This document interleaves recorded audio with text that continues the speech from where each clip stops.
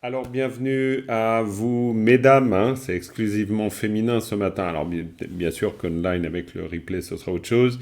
Donc, bonjour et bienvenue pour ce cours de tibétain. On va commencer avec une prise de refuge tout de suite. Sangye che tang tso ge cho nam la. Chang chu paratu da ne kyab su che da ge jin tso gi pe se nam ki dro la penchir. Sangye du parai.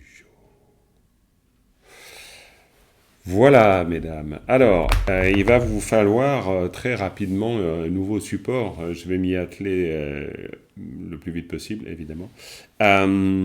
Et donc, l'idée, c'était qu'on termine vraiment avec cette strophe 6, qu'on augmente notre qualité de lecture. Et puis ensuite, bien sûr, on va explorer différentes sortes de choses. D'abord, première question. D'abord, oui, qu'est-ce que je voulais savoir? Oui, savoir s'il y a des difficultés que vous avez rencontrées dans l'exercice de lecture, de compréhension des particules, de l'épellation, etc. Et puis comme ça, ensuite, on peut à partir de là aussi éclairer ces différentes zones avec éventuellement quelques réponses. Donc, y a-t-il des questions?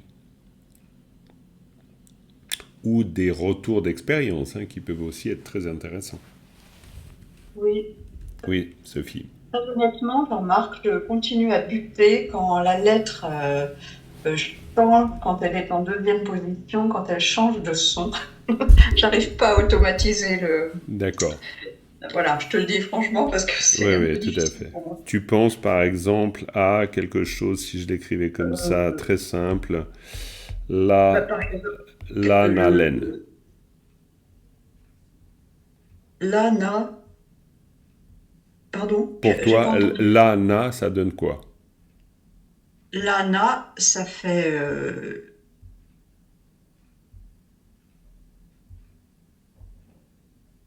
laine. Bravo. Ok, donc il y Ouais. a encore Tu de vois, l'hésitation. il faut vraiment que je D'accord, réfléchisse que absolument. le A devient et. Enfin, j'en suis pas encore à une D'accord, fluidité. d'accord. Oui, oui, alors ça c'est clair. Euh, bon, alors d'abord, un, c'est forcément normal parce que c'est que l'entraînement à l'épellation qui va faire qu'au bout d'un moment, bah, on y arrive. Ça, voilà, ça c'est un de nos piliers. C'est une bonne épellation fluide, voilà, bon, bref. Mais le deuxième pilier, ne l'oublions pas, c'est le vocabulaire. Et ça, c'est extrêmement important. Pourquoi? Parce que bah, le vocabulaire, bien sûr, on peut connaître 5000 mots, puis dans ce cas-là, bah, on parle presque tibétain, il n'y a pas de doute. Mais avant ça, on peut avoir des mots favoris. Et ça, c'est important. Là, par exemple, bah, justement dans ce domaine, ça, c'est assez intéressant, parce qu'on peut trouver des mots favoris qui sont proches de ce qu'on utilise, par exemple, tous les jours. Alors, tous les jours. Là, on vient de faire la récitation de la prise de refuge. Sangye Che. On vient de dire Che. Non, je ne vais même pas écrire. Dominique, Che, tu épelles comme ça de tête. Qui arriverait? Piège. Non, oui, je l'avais. Juste pour voir, hein, c'est pas pour. Voilà. On gagne rien, on perd rien, c'est juste entraîner. Euh, c'est un. Euh, Sachu. Il manque un élément. Chanaro Cho Sache. Sachu. Christine, tu aurais dit Chanaro Cho Sache? J'aurais dit, oui, Cha Narocho Sache. Impeccable. Bon, très Je bien. l'ai écrit justement dans mon petit cahier. Oui, très bien. Ah bah c'est parfait. Bah voilà, on est typique dessus. Donc là pour toi Sophie, là on vient de parler de quoi? De cha, narocho, sa, che. Che c'est le dharma. Ok. Donc ça veut dire que là on peut utiliser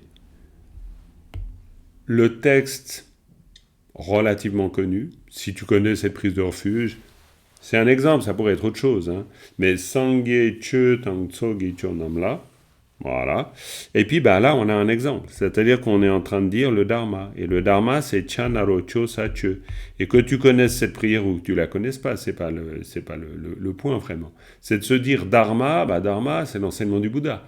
Donc ça, c'est évidemment un mot favori, parce qu'on va le retrouver tout le temps, et on a besoin de le connaître. Donc, ça, c'est un exemple. Et c'est un exemple de la règle sur laquelle tu butes. Et de procéder de cette manière, c'est assez intéressant. Parce que du coup, tu as le pilier épellation, réussir à le faire, gna gna, mais tu as aussi le pilier vocabulaire. Et le vocabulaire, c'est aussi une aide. C'est pas juste des trucs à apprendre, le vocabulaire. Le vocabulaire, c'est... On renverse le côté truc à apprendre, puis on se dit, non, ressources utiles. C'est-à-dire, la règle, c'est déjà quoi? Ah oui, c'est comme dharma. Et puis, si tu te dis ça, évidemment, c'est comme dharma. Pourquoi je me dis c'est comme dharma? Ah oui, parce que Cha Narocho Sache. Puis, du coup, c'est le vocabulaire qui vient à l'aide de la règle, et non pas l'inverse. Parce que sinon, tu es toujours dans le truc, c'est déjà quoi la règle? D'une certaine manière, tu peux te dire, tu t'en fous de la règle. La règle, elle est là pour expliquer pourquoi on dit che. Mais tu peux très bien partir de che. Ah oui, Chan Narocho Sache. Ah oui, donc c'est comme dharma. Et puis c'est beaucoup plus simple parfois que de se dire c'est comme la règle. La règle qui veut dire que le O se transforme en E. Parce que la règle est toujours théorique. Alors que le mot que tu apprends, lui, il est pratique. Il est du domaine de l'expérience. Donc ça peut être intéressant d'utiliser ce genre de choses. Donc on pourrait se dire que pour toi, d'ailleurs, pourquoi pas, attendez, on va voir une chose. Est-ce que j'ai là... Je vais juste regarder si par hasard, est-ce que j'aurais...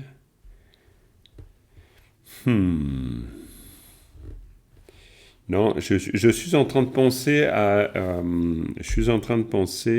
à la présentation que je vous ai transmise pour l'apprentissage de l'alphabet.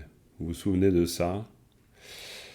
Je ne sais pas si je l'ai là, mais si, je pense que vous l'avez sous les yeux. C'est exact, parfait.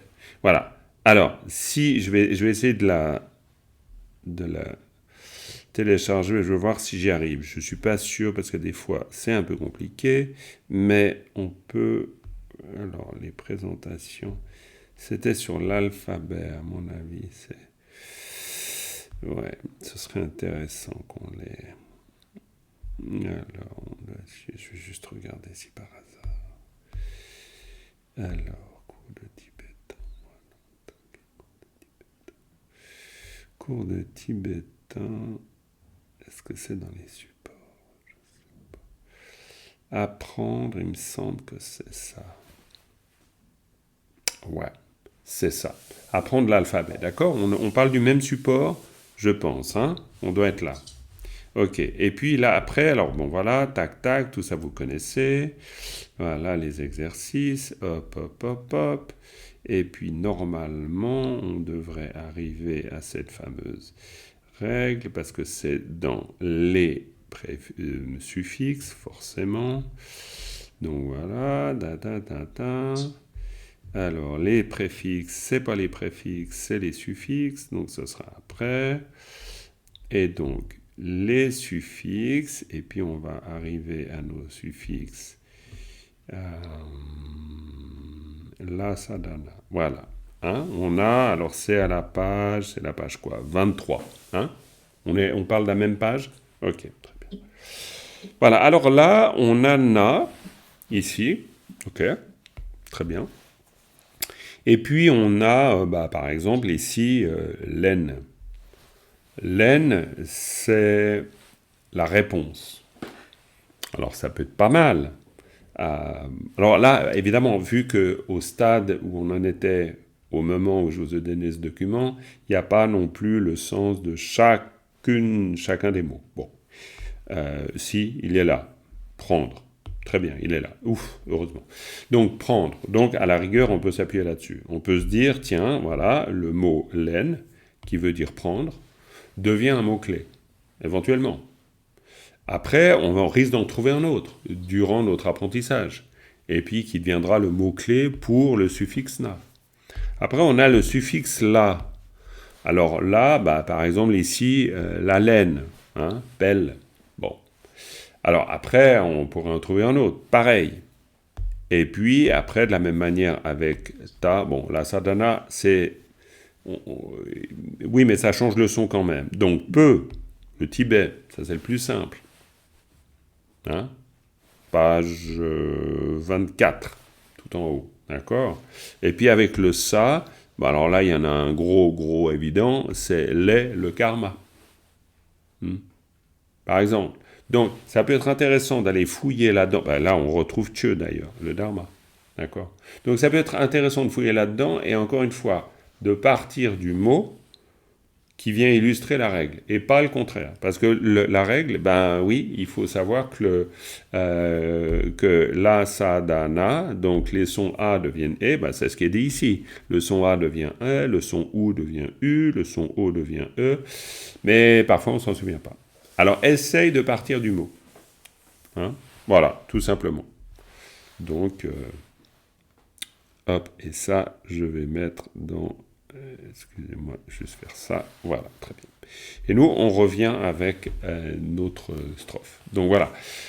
Super, comme quoi, tu vois, de toute façon, c'est très intéressant de partir de nos difficultés, parce que ce n'est pas des difficultés définitives, c'est des points de friction, on va dire. Et puis, après, voilà, on peut trouver des méthodes. Pour toi, Christine, ou toujours pour toi, Sophie, hein, comme Dominique, y a-t-il d'autres choses, mais Christine, peut-être, remarque ou n'importe, histoire de... Voilà. Je pourrais rejoindre Sophie occasionnellement. Je me pose la question et je passe à l'épellation parce qu'il y a quelques fois, j'ai toujours des petits doutes. Comme par exemple, là, dans le dernier enregistrement, on parlait de Gyelwa. Oui. Quand on l'épelle, on arrive, il y a des fois on le dit Gyel, on n'arrive pas très bien à distinguer. Comme le talmo, telmo, la, tel. Oui, je suis d'accord. Oui, bien sûr, talmo. Là, c'est clairement... Alors là, c'est sûr que on a des exemples là-dessus. Alors, Gyalwa, normalement, Gyel... Normalement, ça serait Gyel. Alors là, c'est sûr que c'est un peu ennuyeux parce que on va dire que c'est un mot qui nous rappelle qu'il peut y avoir des exceptions. Alors non pas vraiment qui confirment la règle, parce que c'est plutôt c'est des exceptions qui nous disent que qui nuancent la règle. Hein. Elle la confirme pas, elle la nuance. Parce que dans ce cas-là, Gyalwa, on peut dire, et on peut dire Gyalwa. Et puis c'est un Gyel qui n'est pas un E clair, E accent grave, du genre Gyelwa, mais Gyalwa, qui est léger. Alors, ça, je ne sais pas très bien quel truc vous donner. Si ce n'est que là, évidemment, c'est la connaissance du mot Gyelwa, c'est-à-dire vainqueur ou Gyalwa, qui va vous... je vois pas comment vous aider là-dessus. Parce que la règle reste vraie, c'est-à-dire que le la a le pouvoir de transformation du a en e, et puis dans des tas de situations, ça sera le cas. Puis dans des situations, cette transformation existe, mais de manière tellement subtile et fine qu'on n'entend pas vraiment. Donc on est mal barré avec ça, je sais pas. Après, il y a des endroits où c'est évident. Ici, talmo. Talmo, on dit clairement. Talmo, c'est les paumes des mains. Talmo. Hein? Talmo jar. Talmo jar, les mains jointes. Talmo jar. Et ça, voilà. Maintenant, l'autre jour, je traduisais à Lyon, l'autre jour, il y a 15 jours ou 3 semaines, avec Khenpo Rinzin, et puis tout à coup, il dit « schön ». Il parle des « schön ». Puis moi, je me dis « c'est quoi les schön » Alors là, franchement, heureusement qu'il y avait le contexte, je lui ai dit « allez voir ». Puis après, il me dit « ça va, t'arrives à comprendre ce que je dis ?» Je lui dis « oui, mais là, quand vous avez des « schön » à la place de « kyön », là, je dois dire que je me suis d'abord demandé ce que vous étiez en train de dire. Donc, pour dire qu'un Tibétain très éduqué, il n'y a pas de problème, il arrive avec son parler de son coin, et puis lui, il dit « schön » alors qu'on est en train de parler de « kyön ». Et « kyön », c'est ça, c'est... Est-ce qu'il y a un « ça » dessus? Ou qu'il y a un « ra » Je crois que c'est un « ça ». Donc, excusez-moi. Tac, tac, tac, tac, tac, tac, tac, tac, hop, hop. Ouais, mon art est un peu bizarre, mais ça c'est Kyun. Hein? Donc Kyun, la faute, l'erreur. Et lui, il la prononce Shun. Alors bonjour. Hein. C'est-à-dire là, j'avais jamais entendu ça. C'est juste un exemple pour vous dire que, pourtant j'en ai entendu depuis un bon moment des Tibétains. Mais, et ben voilà, celle-là, je la connaissais pas. Donc c'est une partie, parce que le tibétain est bourré de particularismes locaux. Donc vous avez, là, vous êtes à peu près sûr que certains Tibétains diront Gyalwa et d'autres diront Gyelwa. Ça, c'est sûr. Donc voilà.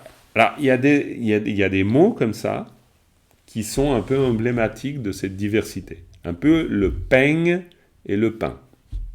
Parce que pour le japonais, évidemment, quand vous lui dites le peigne, lui, il a appris le pain. Hein. Il n'a pas appris le peigne. Donc, il ne sait pas ce que c'est le peigne.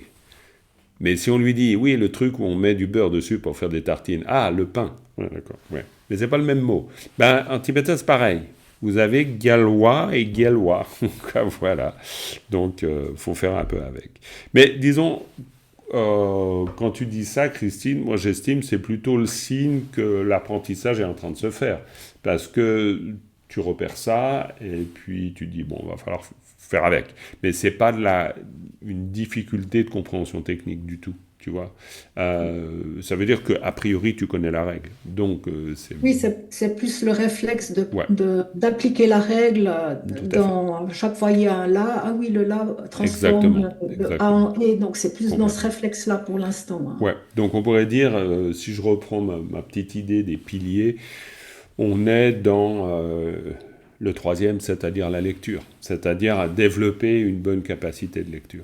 Et ça, c'est clair. Bon, très bien. Là, de toute façon, cette capacité de lecture avec le réflexe, c'est tout le temps, c'est constant. Dès que j'essaye de lire d'une manière un peu rapide un texte que pourtant je connais, mais je le connais à une certaine vitesse de lecture, si j'essaye de le lire vraiment plus vite, tout à coup, hop, il y a des syllabes qui m'échappent. Donc, et je me dis, ah, il faut encore améliorer la lecture. Donc voilà, hein, là, le troisième pilier, on risque de le retrouver pendant longtemps. D'ailleurs, on retrouve peut-être les trois pendant l'autre. Ok, en tout cas, très bien. Ok, d'autres choses, peut-être Dominique? Je sais que tu t'es mise à lire, Oui. et puis tu vois une petite différence? Ben, ça commence à venir, mais il y a encore des, bon, c'est encore des hésitations sur les empilés, mais bon, Mhm. Sur les empilés, tu veux dire par exemple Jar. ouais. À la première lecture, c'est pas encore tout à fait évident. Tout à fait. Ok, très bien.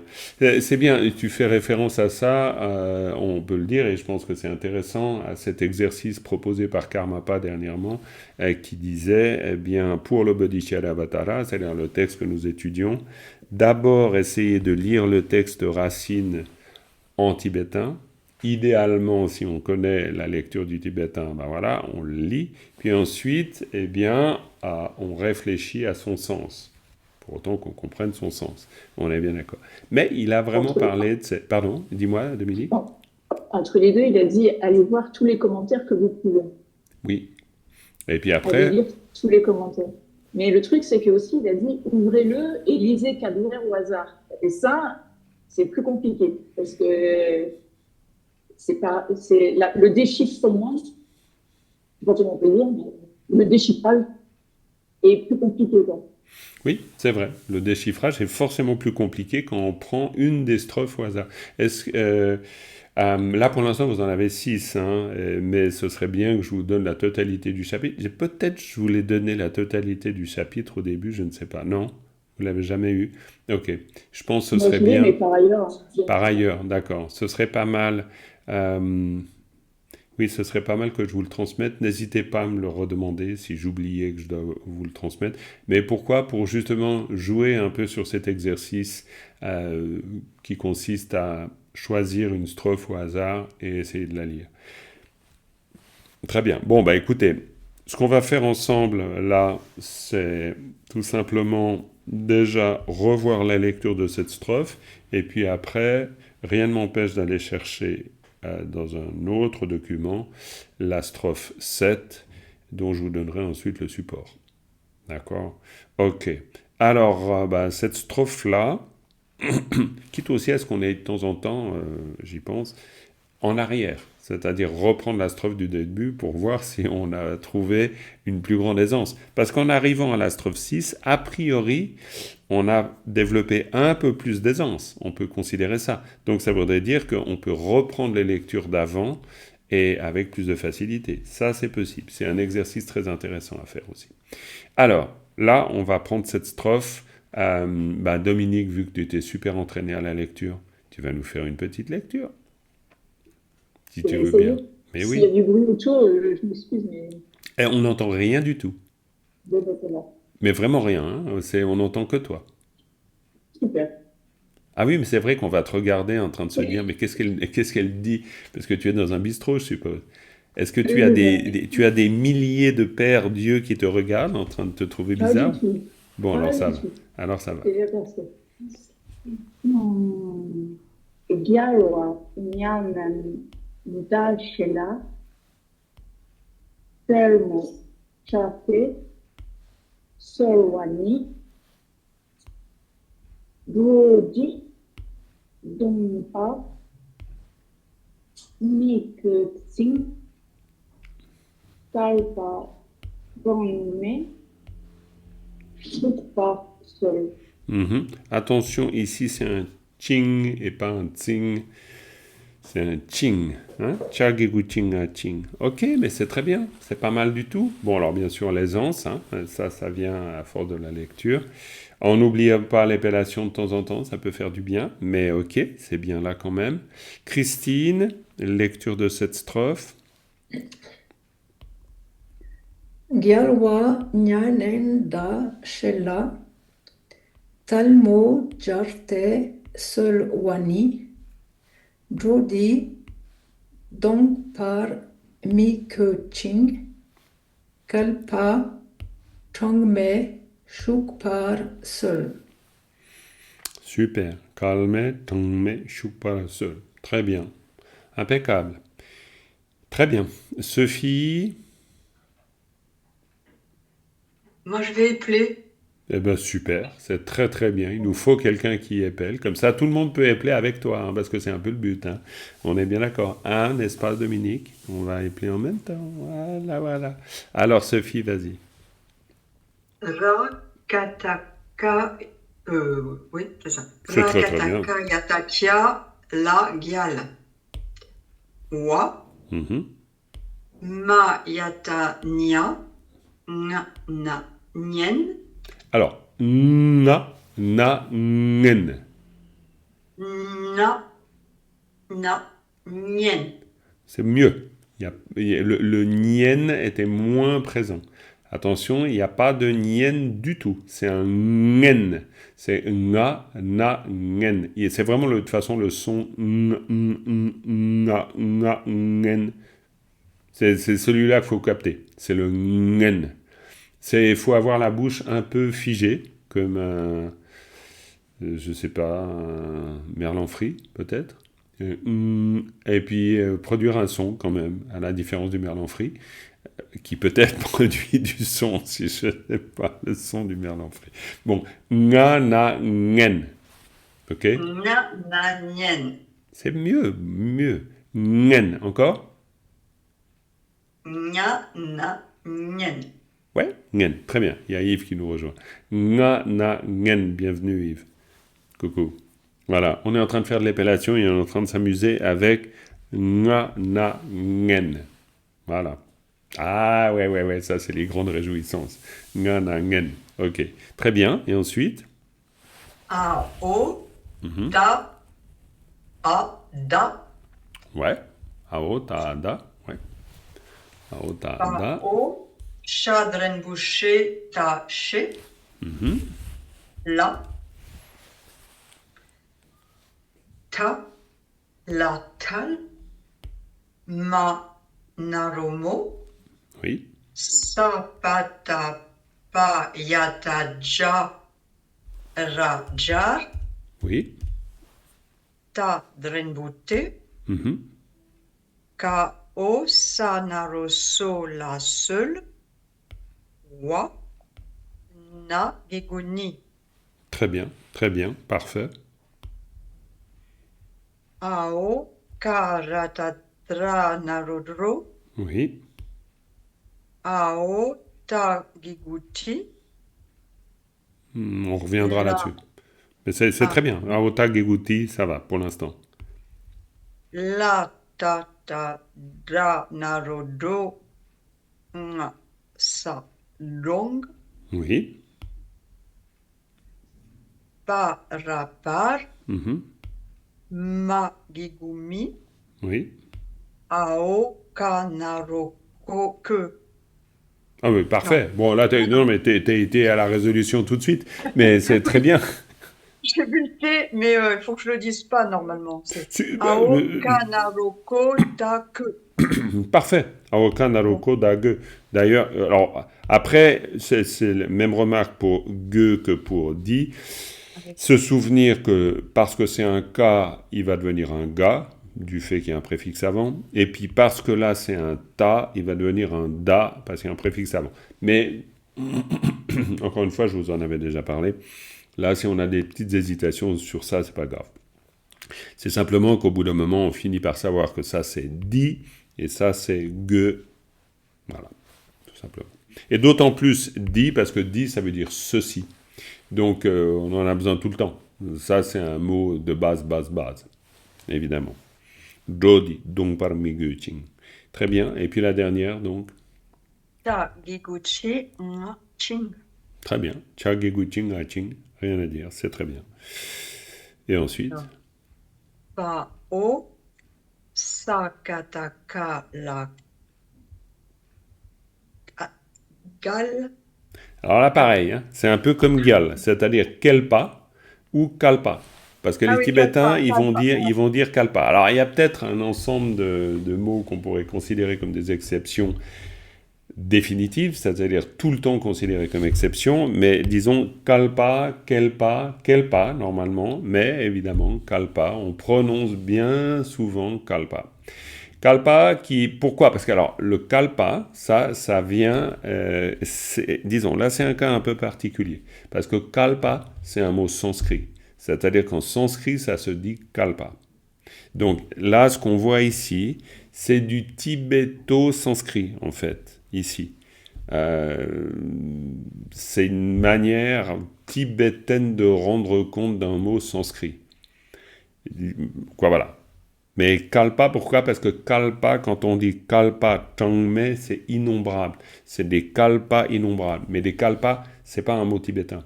Donc, ça renforce la particularité de prononciation, du coup. Parce que le mot en sanskrit, c'est kalpa, clairement. C'est pas kelpa, c'est kalpa. Donc, en fait, ils l'écrivent comme ça, et puis ils la prononcent. Quoi, voilà. Bref. Ok. Alors, kalpa. Ensuite, Karatatra nga trang. Ça, le ça. oui, redis voir. Karata, karatatra nga sa trang. Très bien. Ma drenbu me ta me. Oui. Pa o sha sapshu shu ka sa chuk. Comment t'as dit? Chuk. Tu dis chouk? Tu pourrais Non, juste chuk. dire chouk, ça ira bien. Chuk. Ouais, chouk. Parce que c'est chat, hein, c'est chat. Mais là, encore une fois, c'est détail, hein. Pao chat chepkiu chouk, asa chouk, très bien. Chouk, puis ensuite, Parapar. oui, Kao sanarosto la seul. impeccable. Chouk par seul, très bien. Chouk, c'est être assis, hein, s'asseoir, demeurer quelque part. Chouk. Si vous dites vous partez de quelque part, et donc vous dites à ceux qui restent dans la maison, Kaleshua, en revoir. Ça veut dire demeurez bien assis tranquille. Hein, c'est vraiment calé, ça veut dire tranquille, lentement. Chou, hein, ou paisiblement. Chou, c'est demeurer. Et calé choua. Et puis après, il y a une formule de politis derrière. Calé chou. Ou si on veut le faire très court, calé chou. Calé chou, ça veut dire au revoir. Si vous voulez dire au revoir à une personne qui part, vous lui dites calé paix. Hein, calé paix. Allez-y lentement, allez-y tranquille. Ça je vous donne ces petites indications, ça peut vous être utile.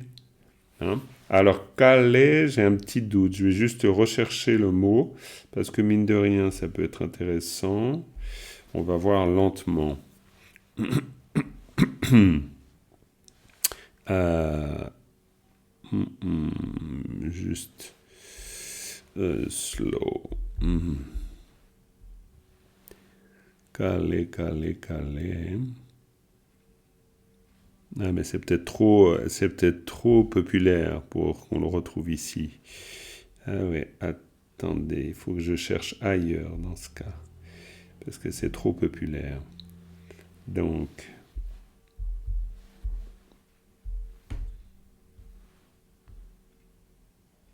est-ce que je vais... Talpo, calé... Eh ben non. Ouais, là c'est... Ah oui, ok. Ouais, relax. Ok. D'accord, c'est le sens de calé. Relax. Calé. Ok, très bien. Donc voilà, maintenant, si je reviens là. Donc calé, c'est comme ça. Tac. Oui. C'est tout simplement K. Oui, c'est K. Et là, Oui, oui, la Demboulet. Oui, Dembélé. tout à fait. C'est K. Attendez-moi, je vais vous l'écrire comme ça. On le retrouve. Donc, c'est K. Les. D'accord? Calé. Donc, si vous dites à quelqu'un, ben, allez-y tranquille, allez-y relax, vous dites calé paix. Pas d'embou paix, ba, ça, pep. Calé paix. Hein? Calé paix. Voilà, c'est le mot aller à l'honorifique ici. Paix. Ben, ça, vous le saurez plus tard. Hein. Bon, mais c'est juste, voilà, j'en profite pour vous donner 2 éléments de langage. Et donc, évidemment, vous reprenez calé et puis vous dites calé, calé chou, pao, cha, chapku, chou, ka, sa, chou, calé chou. Et calé chou à l'adresse de la personne qui demeure, qui reste dans la maison, à qui vous dites au revoir. Les 2 mots veulent dire au revoir, calé paix et calé chou, mais la situation change. D'ailleurs, rien que ces 2 mots, c'est assez intéressant parce que ça nous donne une bonne illustration de ce que l'on a déjà vu ensemble. C'est en parlant du tibétain comme une langue égophorique. Vous vous en souvenez peut-être, j'ai prononcé ce mot barbare une fois. Égophorique, ça veut dire que c'est une langue qui exprime la perception du je, de l'ego. Ok. Donc, c'est une langue qui se construit fortement en rapport à ça. Dans le sens où, calé paix, c'est dans le cas... Ah, qu'ai-je fait? Voilà. Calé paix, c'est dans le sens où moi, je vois quelqu'un partir, et calé chou, c'est moi qui vois quelqu'un rester. Et donc, vous changez de mot. Nous, on dit au revoir, qu'on parte ou qu'on reste. Hein. Donc, c'est pas du tout la même chose. Donc, c'est pour ça que c'est une langue intéressante de ce point de vue-là, parce que c'est une langue qui vous dit tout le temps comment vous percevez la situation. D'où les histoires de verbes volitifs, non volitifs, résultatifs, causatifs, différenciatifs, indifférenciatifs. Chaque fois. Et plus simplement, Karmapa, il a dit aussi que ses profs lui avaient dit quand tu vas apprendre l'anglais, tu vas apprendre le temps Et quand tu apprends le tibétain, tu apprends l'action. Oui, tout à fait. Oui, c'est très intéressant. Parce que l'action, c'est lié à ça. C'est-à-dire, comment suis-je en train de faire l'acte? Et donc, complètement. Dans le sens où nos langues sont des langues, la plupart du temps, conjuguées. On a des conjugaisons. Parce que on fait un accord en fonction du temps. Mais en tibétain, on n'a pas de conjugaison. On verra bien sûr avec l'usage des verbes de plus en plus, mais on n'a pas réellement de conjugaison. Parce qu'une conjugaison, là par exemple, on est en train de parler du verbe aller, pep. Alors, on a une différence entre honorifique, pep, et non honorifique, do. Si j'écrivais le même verbe à non honorifique, c'est le verbe ao, ka, rata, ja, naro, jo. D'accord? Ça, c'est le verbe aller non honorifique. Non honorifique. D'accord? Si je reviens à la leçon que nous sommes en train de voir aujourd'hui, eh bien, vous avez do. Ah, c'est pas ce que je voulais faire. Vous avez do. Vous avez do. Do, di. Do, c'est le verbe aller, mais c'est aussi les êtres. Do. OK?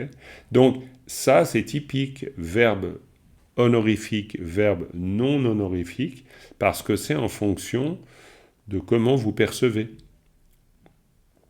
Si vous percevez que l'autre mérite un honorifique, vous utiliserez l'honorifique. Et si l'autre ne mérite pas un honorifique parce que vous connaissez bien, c'est une personne familière, vous n'utilisez pas l'honorifique, vous utilisez une autre forme verbale. Donc c'est assez intéressant. On peut le retrouver dans des formes de politesse chez nous, mais le verbe aller, si vous dites à un président de la République, je vous en prie, bon voyage, quoi, je sais pas, vous dites bon voyage à n'importe qui d'autre. Il y a peut-être juste je vous en prie qui est une formule de politesse. Mais le verbe lui-même, non. Le président a mangé. Vous n'avez pas un verbe honorifique. Alors qu'en tibétain, oui. Le Karmapa a mangé, ou le Lama a mangé, ou le Dalai Lama a mangé, c'est pas le même verbe que le verbe pour le moine. D'accord? Donc ça, c'est typique d'une langue égophorique. Et c'est pour ça que Shuk, ici, parce qu'on parlait de Shuk, on n'a pas oublié Kalpa, Changme, Shuk par seul.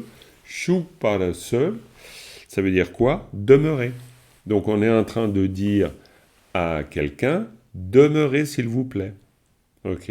Donc le même Shuk que l'on retrouve dans notre Kale Shuk, qui veut dire au revoir, qui veut dire donc demeurer relax, demeurer détendu. Ok? Vous voyez, c'est intéressant. On peut toujours faire ces liens entre des mots apparemment tout simples, et puis ça nous permet à chaque fois de rentrer dans la subtilité de cette langue. Ok? Bon, c'est bien. Et puis Yves, courageusement, il est quand même là en train de se dire, tiens, quand même, peut-être qu'à un moment... Ça sera toi qui décides quand tu veux lire, Yves, ou quand tu as des questions. Si tu as des grosses questions sur la lecture, ok. Pas de souci. Pas de souci. De toute façon, comme on le voit, à faire du tibétain, ça nous fait rentrer aussi dans un mode d'expression, dans une langue, dans une façon de voir. Et ça, c'est quand même extrêmement intéressant. Ok.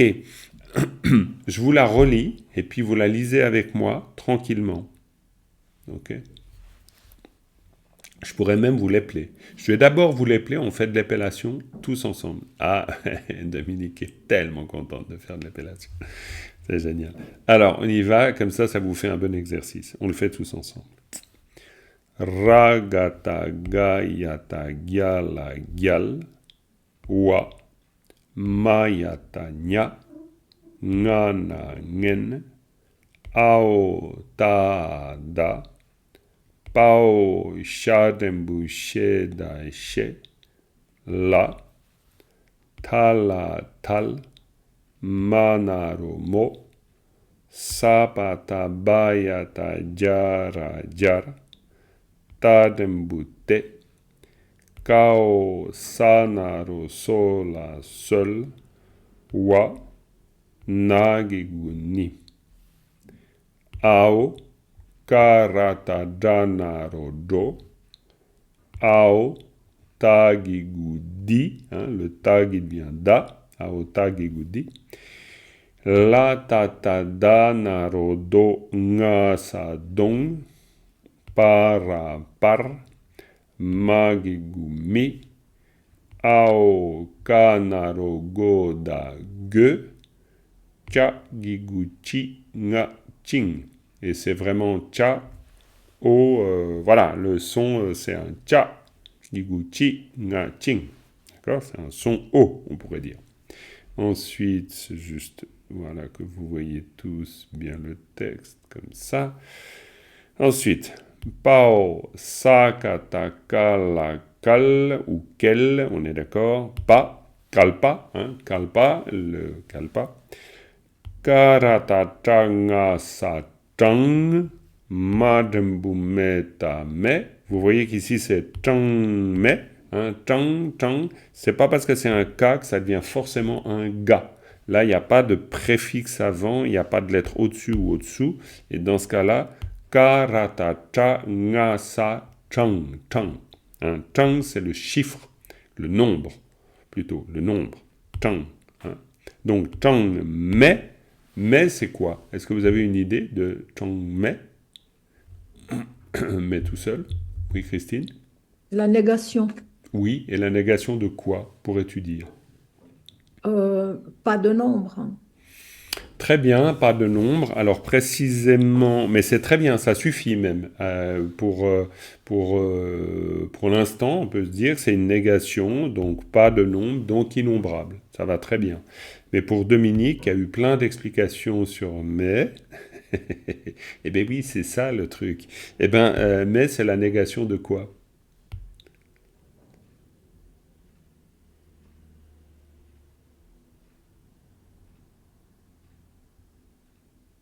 Je vais dire une bêtise, Mais mais essaye, c'est important. mailleux ou Bravo, bravo, bravo, mailleux. ma-yeux, c'est la négation de yeux. Ce que je pose comme colle à Dominique, c'est que le verbe met à, je veux dire, à l'affirmatif et non pas à la forme négative, c'est yeux. Yeux, ça veut dire il y a. Ok? Et puis, mais, donc la forme que vous voyez ici, c'est la forme négative, donc à la forme négative du même verbe, c'est-à-dire ma-yeux. Ça, c'est une construction de ma, qui est la particule de négation, d'accord, et yeux. Et plutôt que d'écrire ma-yeux, eh bien, on a décidé, quoi, les Tibétains, je sais pas pourquoi vraiment, ils ont décidé d'écrire mais. Ma dembu me ta me. Et qui devient donc la forme négative de l'affirmatif ye, tout simplement. Ok? Donc, mais, tang me, innombrable. Et ensuite, donc, la fin de l'épellation. Pao, sha shap kyu shu, ka sa shuk, para par, kao, sanaro so la sol. Ok? Shuk par sol. Donc, gyalwa, nyangen, da shela, talmo, jarate, solwa ni, jodi, dongpar, mi ge ching, kalpa, tangme, shuk par sol. Ok? Sol. Kao sanaro sola sol. Hein, pour toi, Sophie, on a un bon exemple de ce dont on parlait aussi. De cette fameuse règle. Hein, Kao sanaro sola sol. Seul, c'est très important parce que vous le retrouvez tout le temps dans les prières. C'est pour exprimer puissiez-vous, faites que, ou ce genre de choses. Solwa, c'est la requête. Voilà. Soldep. Soldep, c'est une prière, par exemple. Ça veut dire planter la requête. Et on ne parle pas d'une salade. Donc, voilà. Mais littéralement, c'est planter la requête. De temps en temps, je ne peux pas me retenir. D'ailleurs, ça m'avait... J'ai jamais pensé, c'est la première fois. Vous assistez en direct à une fantaisie stupide, évidemment. Voilà, planter la requête. Donc, mais ça peut être des fois utile pour se souvenir, ça peut être un moyen mnémotechnique. Donc, Sol Dep, parce que Sol Dep, c'est la prière. Et c'est littéralement planter la requête. Voilà. Mais effectivement, pas roquette, mais requête. Voilà. Donc, c'est différent. Donc, Shuk Parasol. Donc, Gyalwa, Nyangen, Dashela, Talmo, Jarte, Solwani, Dodi, Dongpar, Miguching, Kalpa, Tangme, Shuk Parasol. Et voilà. Et alors, maintenant, oui, bien sûr, Sophie, vas-y, n'hésite pas. Est-ce que tu peux faire comme les autres fois, de Oui, nous donner la traduction presque littérale bien pour qu'on sûr, bien comprenne sûr, aussi? bien sûr, on va le faire ensemble d'ailleurs.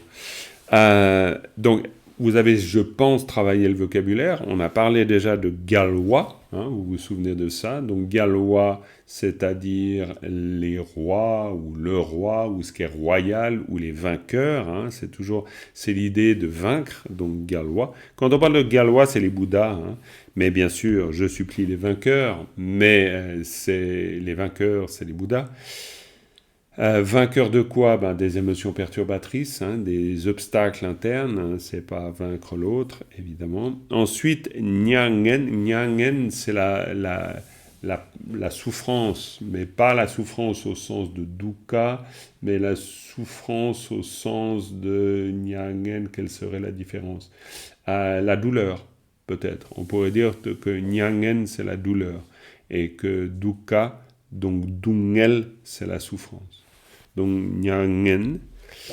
Da Shela. Da c'est, on l'avait vu ensemble la dernière fois, Da, c'est l'au-delà. Hein? Nyangen Da. Shela, She, c'est le fait de désirer, de souhaiter. Hein? Les vainqueurs qui veulent. Pourquoi? Parce que là, on a une particule à la fin, là. Christine, tu te souviens le rôle de cette particule qu'on peut appeler particule oblique ou...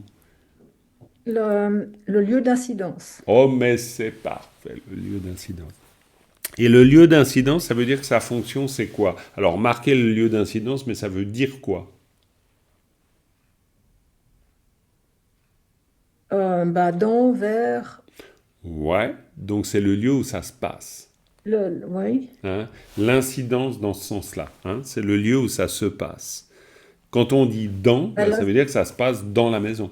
Si on dit on jette une pierre vers la maison, ben, c'est aussi le lieu d'incidence. On est d'accord? L'action. Oui, alors l'action, on peut le voir comme ça, mais c'est plus vaste parce que ça marque pas l'action, ça marque celui qui reçoit l'action. Ça, c'est important de distinguer. Encore une fois, le là, on l'utilise ici. Le là, ça nous permet de dire, on parle de qui? On parle de ceux qui aspirent à l'au-delà de la douleur. Hein? Donc là, c'est pour... C'est sous-entendu, évidemment. Alors, le problème, quoi? L'avantage extraordinaire d'une particule, c'est que vous pouvez sous-entendre plein de choses qu'on est obligé d'expliquer en français. Là, je supplie les vainqueurs qui veulent. Donc, qui, vous n'allez pas trouver qui, hein, ici. Ça n'existe pas, il n'y a pas de qui ici. Donc, le là sous-entend sous-entend que ce que vous allez dire après concerne ce qui est avant le là. Quand vous dites lancer une pierre vers la maison, vous dites kampala doshu, hein, vers la maison. Et quoi, voilà, quoi. C'est simplement que ça vous dit que ça, c'est le lieu où l'on va diriger l'action. Mais ce n'est pas l'action elle-même. Si je te donne un livre, donc Christine La Tep Tegieux, je donne un livre à Christine, ben c'est Christine La Tep Tegieux. Ça veut dire que ça te marque comme lieu d'incidence, Christine La, ça fait de toi une bénéficiaire. D'accord? Donc tu ne deviens bénéficiaire que parce que tu as la particule qui marque ton prénom, en l'occurrence. Christine, là. Il suffit, on a vu, déjà vous vous souvenez de ça, on a vu ça ensemble, il suffit de poser la particule derrière un mot pour que le mot change de fonction. Et là, justement, à la différence d'autres particules qui transformeraient le mot en acteur, par exemple. Le là transforme ce qui précède en bénéficiaire ou en lieu d'incidence. Donc, Gyalwa Nyangen Dashella. Talmo Jarte. Alors, Talmo Jar, ça veut dire joindre les mains. Jar, c'est coller, joindre. Hein? Talmo Jar. Te, c'est une particule qu'on appelle connecteur. Pour l'instant, il faut faire ça simple. Te, quoi, on peut faut expliquer ça et comprendre ça simplement. Te, c'est un connecteur qui connecte ce qu'il y a avant avec ce qu'il y a après. Alors là, c'est vraiment l'explication la plus basique que je pourrais donner du connecteur. Ça veut dire que ça connecte ce qu'il y a avant et ce qu'il y a après. Dans les explications de la leçon, vous trouvez plus de détails, mais ça peut vous suffire, ça. Pourquoi? Parce que ça veut dire, talmo jarte, vous pouvez considérer, ayant joint les mains, parce que vous avez une première proposition, puis une deuxième. Et puis, seloi ni. Et puis, vous avez une deuxième. Et seloi, c'est prier. D'accord. Donc, ça veut dire joindre les mains et prier. Simplement, quand je dis joindre les mains et prier, c'est une conjonction de coordination. Vous êtes bien d'accord? Comme des pommes et des poires. Ok? Quand il s'agit de pommes et des poires, vous utilisez ot. Donc vous utilisez tang en tibétain. Mais quand il s'agit de deux propositions, là vous utilisez t, parce que c'est pas et dans le sens de l'accumulation de choses, pommes et poires, c'est dans le sens de la séquence. Vous avez la séquence je joins les mains et vous avez la séquence je prie. Et c'est deux séquences qui peuvent être simultanées ou différenciées. D'accord? Vous pouvez très bien faire comme ça. Sangye chue tang tso. Alors là, c'est des séquences. C'est séquentiel. Okay? Et c'est exactement le sens du connecteur. C'est-à-dire que ça indique des séquences. Ok? Alors maintenant, ni, c'est aussi une particule. Là, je vais vous noyer sous les informations. Mais ni, c'est une particule emphatique. Tout ce que je suis en train de vous raconter, vous le retrouvez dans l'analyse de la leçon, on est bien d'accord. Donc la particule emphatique ou thématique, à quoi sert-elle? Elle sert à dire qu'on parle vraiment de ça.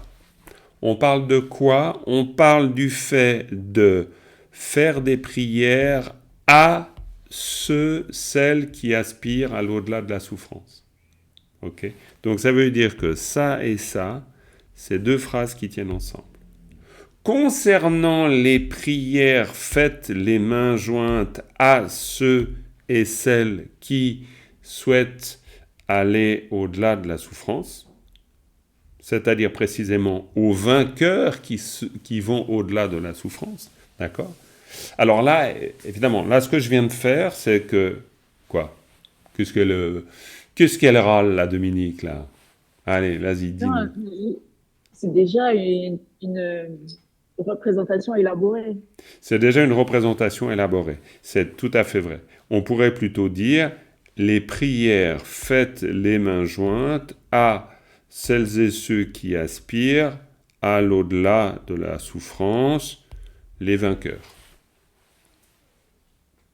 Parce qu'on parle quand même des vainqueurs. Donc on parle soit celles et ceux qui désirent, mais en disant les vainqueurs, c'est je supplie les vainqueurs qui veulent passer au-delà de la souffrance.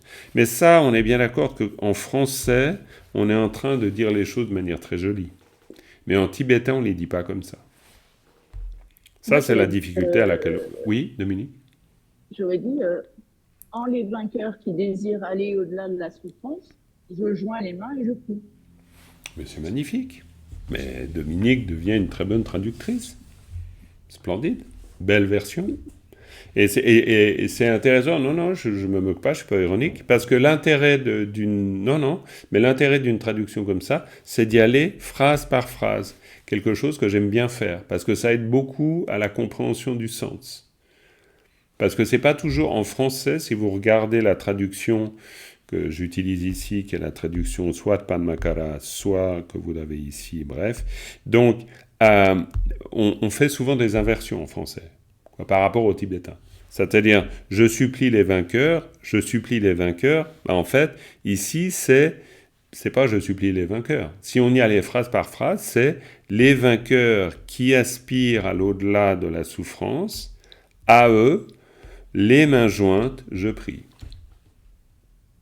Ok?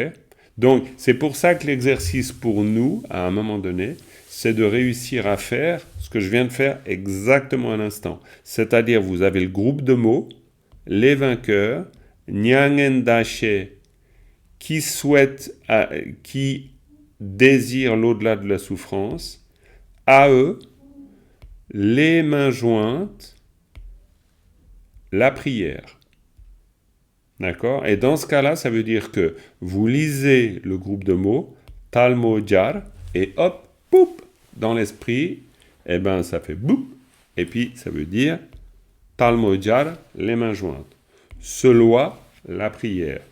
Gyalwa, les vainqueurs. Nyangen Dache, désirer l'au-delà de la douleur. D'accord? Donc, mais bien sûr que Nyangen Dache, c'est Nyangen Da Eshe. Donc ça, cette mise en forme, c'est pas une mise en forme, cette possibilité de comprendre tout de suite le sens d'un groupe de mots, ça c'est quelque chose qui vient progressivement. Ça ne peut pas venir d'un coup.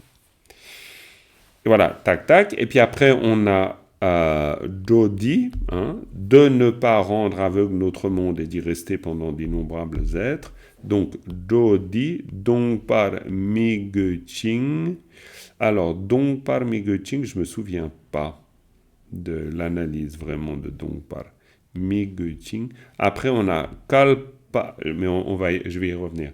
Kalpa Tangme, donc Kalpa, les airs cosmiques, Tangme, innombrables, et ensuite Shukpara seul, demeurer.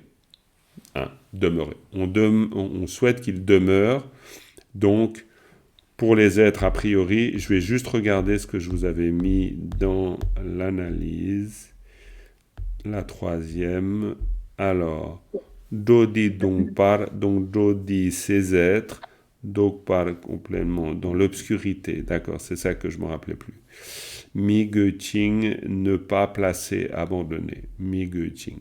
Oui, alors ça, vous voyez, je ne m'étais pas souvenu non plus du sens. Mais ne pas laisser ces êtres dans l'obscurité. Voilà. Et vous avez le sens de la strophe. Il y a un « et » oui. dedans aussi. Il y a un « et ». Le Ching. Oui, tout à fait. Tout à fait. Donc le Ching, c'est... Oui, tu as tout à fait raison, Dominique. Ching, c'est « et », donc ça veut dire qu'on fait le souhait qu'il ne demeure pas dans l'obscurité. Jodi, dit, c'est ce. Mais ça veut dire cet être, mais ça veut dire les êtres. Donc là, on ne s'embarrasse pas tellement du pluriel singulier. En tibétain, ça n'a pas la même pertinence qu'en français. Donc, pour ces êtres, Jodi, donc par Miguching, donc par qui ne demeure pas dans l'obscurité. Miguching. Puis ensuite, il y a et qu'il demeure complètement dans un nombre de temps incalculable qu'il demeure. C'est-à-dire que là, on est en train de faire la requête au Bouddha de ne pas partir pour l'au-delà de la souffrance. Bien qu'ils aspirent à se libérer de la souffrance. On est en train de leur dire « demeurez dans le samsara ». C'est ce qu'on est en train de leur dire. Ok. Donc voilà, moi je vais vous fournir un support suivant avec les 2 prochaines strophes pour qu'on ait du grain à moudre. J'essaierai de le faire, même si j'ai le temps, je le ferai cet après-midi peut-être, et puis je vous enverrai ça. Ok, donc on va s'arrêter là. Merci beaucoup. On conclut avec une avec une dédicace. Sonam diye tamche zigba ne tomne nyepe dranam pamje ne kega nachi balab tupai sipe tsolendo wandol waraisho. Merci beaucoup et à tout bientôt. Bye bye. Alors, hop.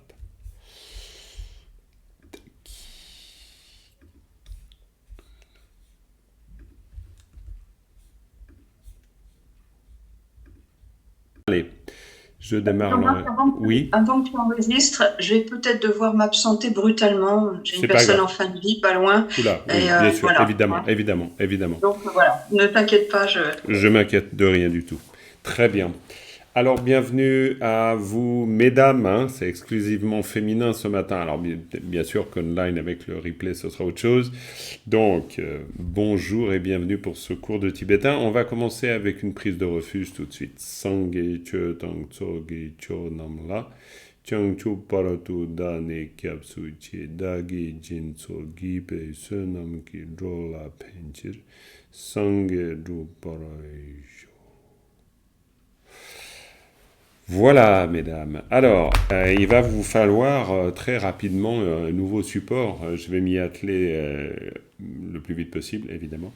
Et donc, l'idée, c'était qu'on termine vraiment avec cette strophe 6, qu'on augmente notre qualité de lecture. Et puis ensuite, bien sûr, on va explorer différentes sortes de choses. D'abord, première question. D'abord... Oui, qu'est-ce que je voulais savoir? Oui, savoir s'il y a des difficultés que vous avez rencontrées dans l'exercice de lecture, de compréhension des particules, de l'épellation, etc. Et puis comme ça, ensuite, on peut, à partir de là aussi, éclairer ces différentes zones avec éventuellement quelques réponses. Donc, y a-t-il des questions? Ou des retours d'expérience qui peuvent aussi être très intéressants. Oui. Oui, Sophie. Très honnêtement, Jean-Marc, je continue à buter quand la lettre change, quand elle est en deuxième position, quand elle change de son. J'arrive pas à automatiser le... D'accord. Voilà, je te le dis franchement parce que c'est un peu Oui, tout à difficile fait. pour moi. Tu penses par exemple à quelque chose, si je l'écrivais comme ça, très simple, Par exemple, l'analen. Lana, pardon, Pour j'ai toi, pas entendu. l'ana, ça donne quoi? Lana, ça fait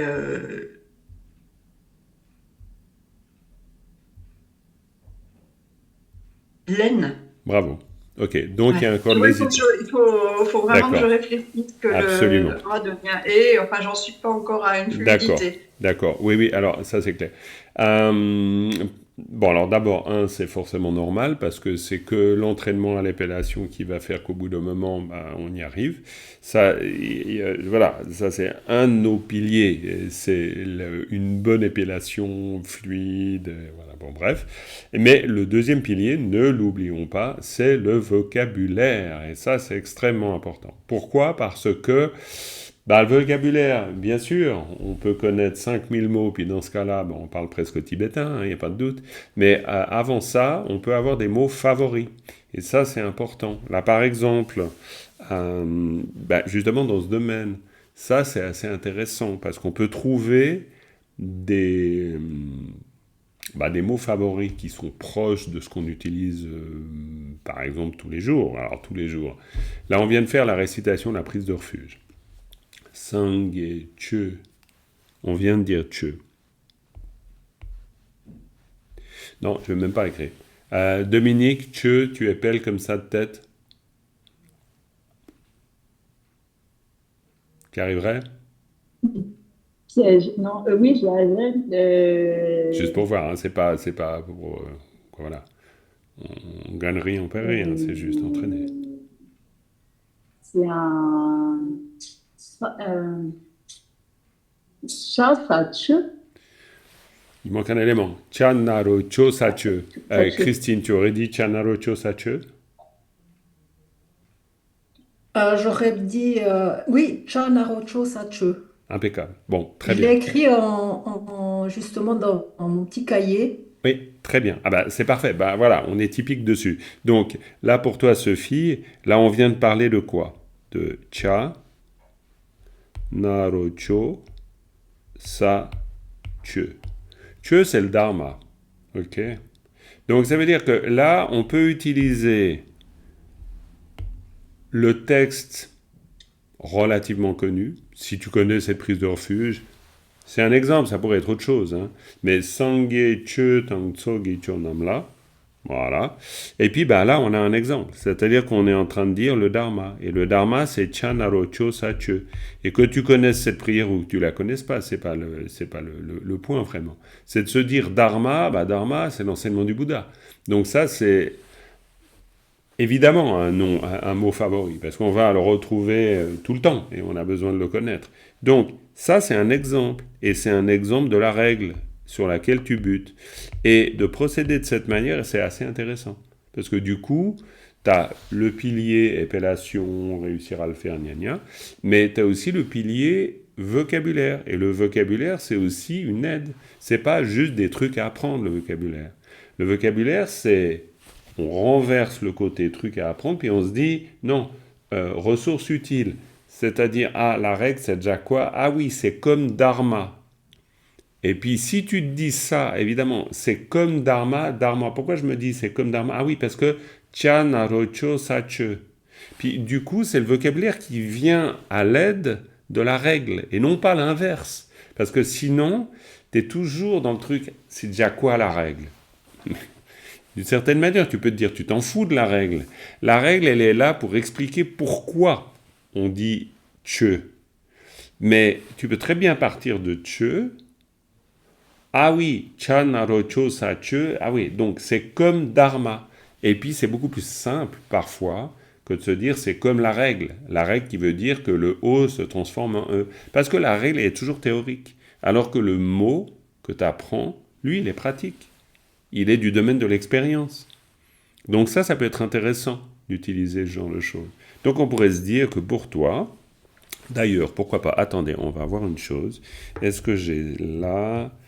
Je vais juste regarder si par hasard, est-ce que j'aurais...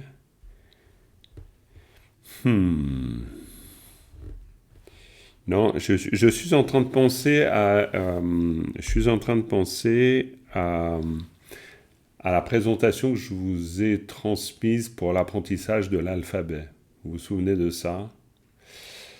Je ne sais pas si je l'ai là, mais je pense que vous l'avez sous les yeux. C'est exact, parfait. Voilà. Alors, si je vais essayer de la télécharger, je vais voir si j'y arrive. Je ne suis pas sûr parce que des fois c'est un peu compliqué, mais on peut... Alors, les présentations, c'était sur l'alphabet, à mon avis. Ouais, ce serait intéressant qu'on les... Alors, je vais juste regarder si par hasard. Alors, cours de tibétain. Cours de tibétain. Est-ce que c'est dans les supports? Je sais pas. Apprendre, il me semble que c'est ça. Ouais, c'est ça. Apprendre l'alphabet, d'accord? On parle du même support, je pense, hein? On doit être là. Ok, et puis là, après, alors bon, voilà, tac, tac, tout ça vous connaissez. Voilà les exercices, hop, hop, hop, hop. Et puis, normalement, on devrait arriver à cette fameuse règle, parce que c'est dans les suffixes, forcément. Donc voilà, Alors, les préfixes, c'est pas les préfixes, c'est les suffixes, donc ce sera après. Et donc, les suffixes, et puis on va arriver à nos suffixes. La sadhana, voilà. Hein, on a, alors c'est la page quoi? 23. Hein, on parle de la même page? Ok, très bien. Voilà, alors là, on a na, ici. Ok, très bien. Et puis on a, par exemple, ici, len. Len, c'est la réponse. Alors ça peut être pas mal. Alors là, évidemment, vu qu'au stade où on en était au moment où je vous ai donné ce document, il n'y a pas non plus le sens de chacun des mots. Bon, si, il est là. Prendre. Très bien, il est là. Ouf, heureusement. Donc, prendre. Donc, à la rigueur, on peut s'appuyer là-dessus. On peut se dire, tiens, voilà, le mot len, qui veut dire prendre, devient un mot-clé, éventuellement. Après, on risque d'en trouver un autre durant notre apprentissage, et puis qui deviendra le mot-clé pour le suffixe na. Après, on a le suffixe la. Alors là, par exemple ici, la laine, hein, pelle. Bon. Alors après, on pourrait en trouver un autre, pareil. Et puis après, de la même manière avec ta, bon, la sadhana, c'est... oui, mais ça change le son quand même. Donc peu, le Tibet, ça c'est le plus simple. Hein? Page 24, tout en haut, d'accord? Et puis avec le sa, alors là, il y en a un gros évident, c'est le karma. Par exemple. Donc, ça peut être intéressant d'aller fouiller là-dedans. Là, on retrouve Tchö d'ailleurs, le dharma. D'accord? Donc, ça peut être intéressant de fouiller là-dedans et encore une fois, de partir du mot qui vient illustrer la règle et pas le contraire. Parce que la règle, oui, il faut savoir que la sadhana, donc les sons A deviennent E, c'est ce qui est dit ici. Le son A devient E, le son OU devient U, le son O devient E, mais parfois on ne s'en souvient pas. Alors, essaye de partir du mot. Hein? Voilà, tout simplement. Donc, hop, et ça, je vais mettre dans... excusez-moi, juste faire ça. Voilà, très bien. Et nous, on revient avec notre strophe. Donc, voilà. Super, comme quoi, tu vois, de toute façon, c'est très intéressant de partir de nos difficultés, parce que ce n'est pas des difficultés définitives, c'est des points de friction, on va dire. Et puis après, voilà, on peut trouver des méthodes. Pour toi, Christine, ou toujours pour toi, Sophie, hein, comme Dominique, y a-t-il d'autres choses, mais Christine, peut-être, remarque ou n'importe, histoire de... Je pourrais rejoindre Sophie occasionnellement. Je me pose la question et je passe à l'épellation parce qu'il y a quelques fois, j'ai toujours des petits doutes. Comme par exemple, là, dans le dernier enregistrement, on parlait de Gyelwa. Oui. Quand on l'épelle, on arrive, il y a des fois on le dit Gyel, on n'arrive pas très bien à distinguer. Comme le Talmo, Telmo, la tel. Oui, je suis d'accord. Oui, bien sûr, Talmo. Là, c'est clairement... Alors là, c'est sûr que on a des exemples là-dessus. Alors, Gyalwa, normalement, Gyel... Normalement, ça serait Gyel. Alors là, c'est sûr que c'est un peu ennuyeux parce que on va dire que c'est un mot qui nous rappelle qu'il peut y avoir des exceptions.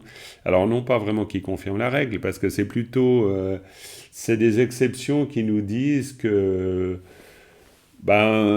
qui nuancent la règle. Hein. Elle ne la confirme pas, elle la nuance. Parce que dans ce cas-là, Gyalwa, on peut dire, et on peut dire Gyalwa. Et puis c'est un Gyel qui n'est pas un E clair, E accent grave, du genre Gyelwa, mais Gyalwa, qui est léger. Alors, ça, je ne sais pas très bien quel truc vous donner. Si ce n'est que là, évidemment, c'est la connaissance du mot Gyelwa, c'est-à-dire vainqueur ou Gyalwa, qui va vous... je vois pas comment vous aider là-dessus. Parce que la règle reste vraie, c'est-à-dire que le la a le pouvoir de transformation du a en e, et puis dans des tas de situations, ça sera le cas. Puis dans des situations, cette transformation existe, mais de manière tellement subtile et fine qu'on n'entend pas vraiment. Donc, on est mal barré avec ça. Je sais pas. Après, il y a des endroits où c'est évident. Ici, Talmo. Talmo, on dit clairement. Talmo, c'est les paumes des mains. Talmo. Hein? Talmo jar. Talmo jar, les mains jointes. Talmo jar. Et ça, voilà. Maintenant, l'autre jour, je traduisais à Lyon, l'autre jour, il y a 15 jours ou 3 semaines, avec Khenpo Rinzin, et puis tout à coup, il dit « Shön ». Il parle des Shön. Puis moi, je me dis « C'est quoi les Shön ?»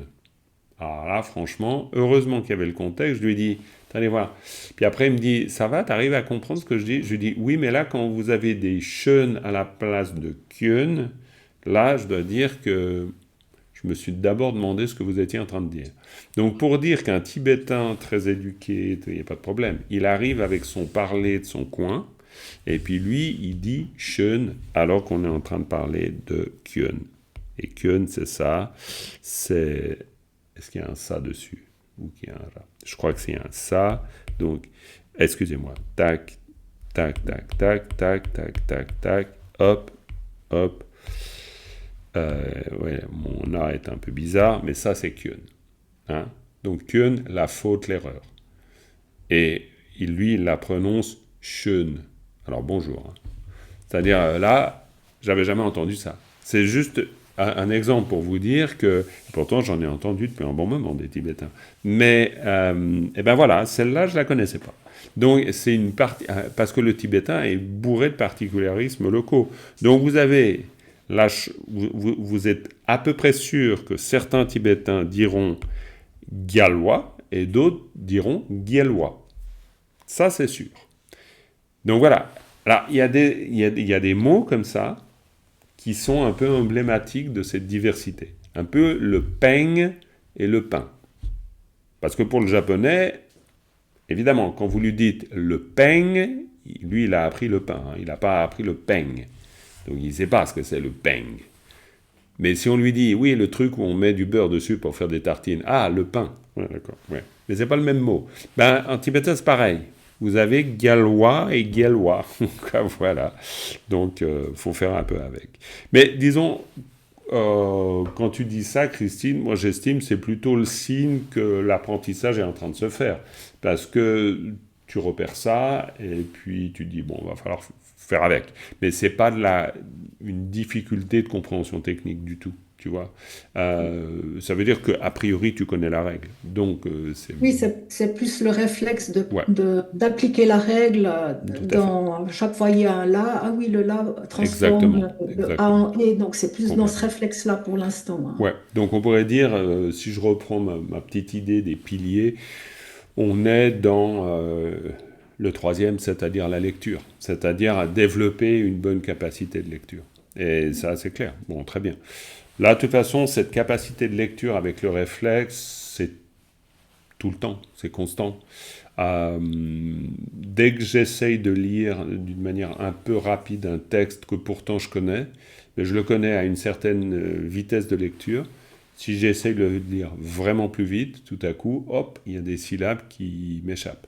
Donc, et je me dis, ah, il faut encore améliorer la lecture. Donc voilà, hein, là, le troisième pilier, on risque de le retrouver pendant longtemps. D'ailleurs, on retrouve peut-être les trois pendant longtemps. Ok, en tout cas, très bien. Ok, d'autres choses, peut-être Dominique? Je sais que tu t'es mise à lire, Oui. et puis tu vois une petite différence? Ben, ça commence à venir, mais il y a encore des. Bon, c'est encore des hésitations sur les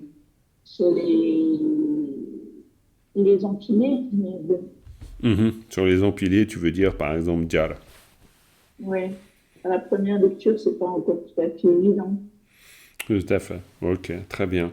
C'est bien, et tu fais référence à ça, on peut le dire, et je pense que c'est intéressant, à cet exercice proposé par Karmapa dernièrement, qui disait, eh bien, pour le Bodhisattva, c'est-à-dire le texte que nous étudions, d'abord essayer de lire le texte racine en tibétain. Idéalement, si on connaît la lecture du tibétain, ben voilà, on le lit. Puis ensuite, eh bien, on réfléchit à son sens pour autant qu'on comprenne son sens. On est bien d'accord. Mais il a vraiment Entre, parlé de cette. Pardon, dis-moi, Dominique. entre les deux, il a dit allez voir tous les commentaires que vous pouvez. Oui. Et puis Allez après. lire tous les commentaires. Mais le truc, c'est qu'aussi, il a dit ouvrez-le et lisez qu'à d'ouvert au hasard. Et ça, c'est plus compliqué parce que c'est pas, le déchiffrement, je sais pas comment on peut dire, mais le déchiffrage est plus compliqué, quoi. Oui, c'est vrai. Le déchiffrage est forcément plus compliqué quand on prend une des strophes au hasard. Là, pour l'instant, vous en avez 6, hein, mais ce serait bien que je vous donne la totalité du chapitre. Peut-être je voulais donner la totalité du chapitre au début, je ne sais pas. Non, vous l'avez jamais eu. Ok, je pense que ce Moi, serait je l'ai, mais bien. par ailleurs, Par ailleurs, d'accord. Ce serait pas mal. Oui, ce serait pas mal que je vous le transmette. N'hésitez pas à me le redemander si j'oubliais que je dois vous le transmettre. Mais pourquoi? Pour justement jouer un peu sur cet exercice qui consiste à choisir une strophe au hasard et essayer de la lire. Très bien. Bon, bah écoutez, Ce qu'on va faire ensemble, là, c'est tout simplement déjà revoir la lecture de cette strophe, et puis après, rien ne m'empêche d'aller chercher dans un autre document la strophe 7, dont je vous donnerai ensuite le support. D'accord? Ok. Alors, cette strophe-là, quitte aussi à ce qu'on ait de temps en temps, j'y pense, en arrière, c'est-à-dire reprendre la strophe du début pour voir si on a trouvé une plus grande aisance. Parce qu'en arrivant à la strophe 6, a priori, on a développé un peu plus d'aisance, on peut considérer ça. Donc ça voudrait dire qu'on peut reprendre les lectures d'avant et avec plus de facilité. Ça, c'est possible. C'est un exercice très intéressant à faire aussi. Alors, là, on va prendre cette strophe. Dominique, vu que tu étais super entraîné à la lecture, tu vas nous faire une petite lecture. Si tu veux bien. Mais S'il y a oui. du bruit autour, je m'excuse, mais Et on n'entend rien du tout. c'est là. Mais vraiment rien. Hein. On n'entend que toi. Super. Ah oui, mais c'est vrai qu'on va te regarder en train de se dire, mais qu'est-ce qu'elle dit? Parce que tu es dans un bistrot, je suppose. Est-ce que tu as tu as des milliers de pères Dieu qui te regardent en train de te trouver Pas du bizarre? tout. Bon, Pas alors ça du va. tout. Alors ça va. C'est bien passé. Gyalwa nyanan dashela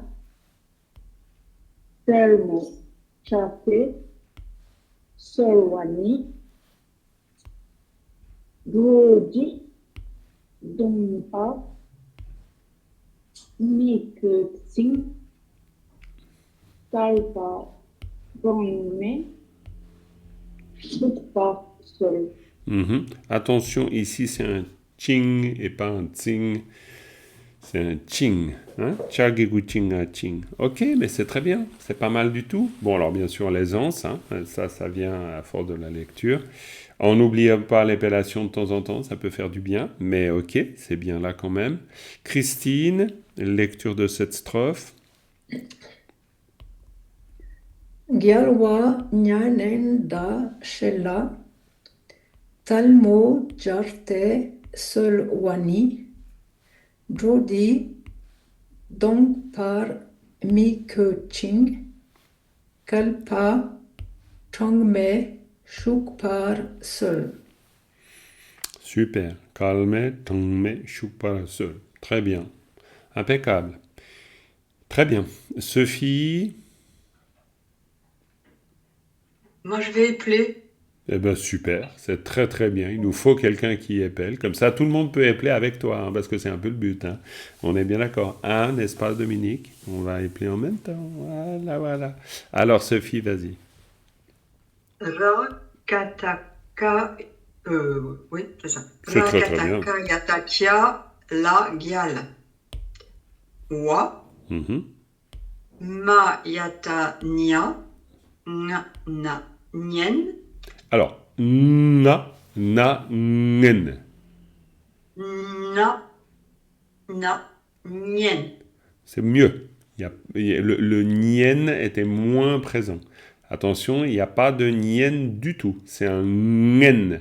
C'est na, ngen. Et c'est vraiment de toute façon le son na, ngen.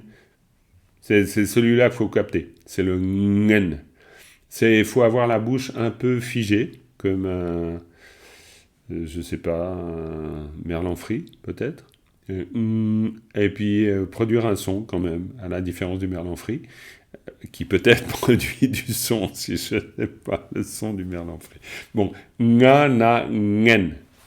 Ok? Na, na, nien. C'est mieux, mieux. Ngen, encore?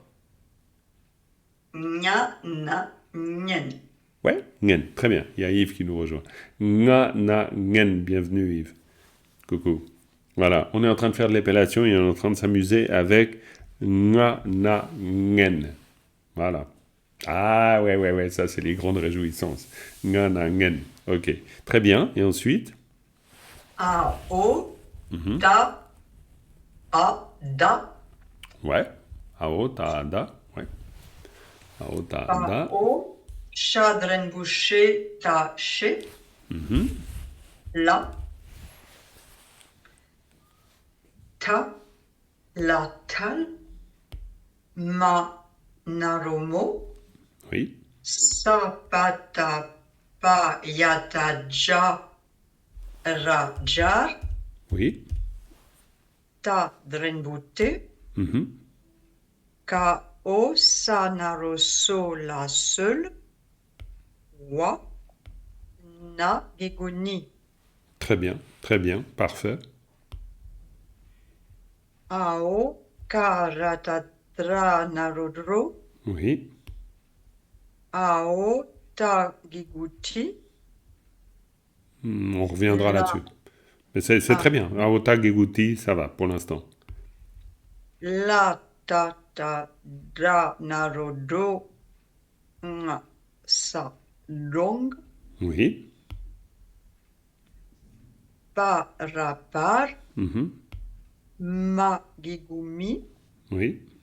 ao kanaroko que Ah oui, non. parfait. Bon, là, non, mais t'es été à la résolution tout de suite. Mais c'est très bien. J'ai buté, mais il faut que je le dise pas normalement. C'est Bah, ao kanaroko ta que. parfait. Aoka Bon. Naroko Dage. D'ailleurs, alors, après, c'est la même remarque pour ge que pour di. Se souvenir que parce que c'est un ka, il va devenir un ga, du fait qu'il y a un préfixe avant. Et puis parce que là, c'est un ta, il va devenir un da, parce qu'il y a un préfixe avant. Mais, encore une fois, je vous en avais déjà parlé. Là, si on a des petites hésitations sur ça, c'est pas grave. C'est simplement qu'au bout d'un moment, on finit par savoir que ça, c'est di, et ça, c'est ge. Voilà, tout simplement. Et d'autant plus di, parce que di, ça veut dire ceci. Donc, on en a besoin tout le temps. Ça, c'est un mot de base, évidemment. Jodi, donc par Miguching. Très bien. Et puis la dernière, donc. Ta giguchi nga ching. Très bien. Chageguching, Aching. Rien à dire, c'est très bien. Et ensuite. Pa o sakataka la gal. Alors là, pareil, hein, c'est un peu comme Gyal, c'est-à-dire Kelpa ou Kalpa. Parce que Ah les oui, Tibétains, kalpa. ils vont dire Kalpa. Alors, il y a peut-être un ensemble de mots qu'on pourrait considérer comme des exceptions définitives, c'est-à-dire tout le temps considérées comme exceptions, mais disons Kalpa, Kelpa, Kelpa, normalement, mais évidemment, Kalpa, on prononce bien souvent Kalpa. Kalpa, pourquoi? Parce que alors, le kalpa, ça vient, disons, là c'est un cas un peu particulier, parce que kalpa, c'est un mot sanskrit, c'est-à-dire qu'en sanskrit, ça se dit kalpa. Donc là, ce qu'on voit ici, c'est du tibéto-sanskrit, en fait, ici. Euh, c'est une manière tibétaine de rendre compte d'un mot sanskrit. Quoi, voilà. Mais kalpa, pourquoi? Parce que kalpa, quand on dit kalpa changme, c'est innombrable. C'est des kalpas innombrables. Mais des kalpas, c'est pas un mot tibétain. Donc, ça renforce la particularité de prononciation, du coup. Parce que le mot en sanskrit, c'est kalpa, clairement. C'est pas kelpa, c'est kalpa. Donc, en fait, ils l'écrivent comme ça, et puis ils la prononcent. Quoi, voilà. Bref. Ok. Alors, kalpa. Ensuite. Karatatra nga trang. Ça, le ça. Oui, redis voir. Karata, karatatra nga sa trang. Très bien. Ma drenbu me ta me. Oui. Pa o sha sapshu shu ka sa chuk. Comment t'as dit? Chuk. Tu dis chouk? Tu pourrais Non, juste chuk. dire chouk, ça ira bien. Chuk. Ouais, chouk. Parce que c'est chat, hein, c'est chat. Mais là, encore une fois, c'est détail, hein. Pas au chat, chepkiou, chouk, à ça, chouk. Très bien. Chouk, puis ensuite, Parapar. oui, Kao sanaroso la seul. impeccable. Chouk par seul. Très bien. Chouk, c'est être assis, hein, s'asseoir, demeurer quelque part. Chouk. Si vous dites vous partez de quelque part, et donc vous dites à ceux qui restent dans la maison, Kaleshua, en revoir. Ça veut dire demeurer bien assis, tranquille. Hein, c'est vraiment kale, ça veut dire tranquille, lentement. Shu, hein, ou paisiblement. Shu, c'est demeurer. Et kaleshua. Et puis après, il y a une formule de politis derrière. Kaleshu. Ou si on veut le faire très court, kaleshu. Kaleshu, ça veut dire au revoir. Si vous voulez dire au revoir à une personne qui part, vous lui dites kalepe. Hein, kalepe. Allez-y lentement, allez-y tranquille. Ça je vous donne ces petites indications, ça peut vous être utile. Hein. Alors, calais, j'ai un petit doute. Je vais juste rechercher le mot, parce que mine de rien, ça peut être intéressant. On va voir lentement.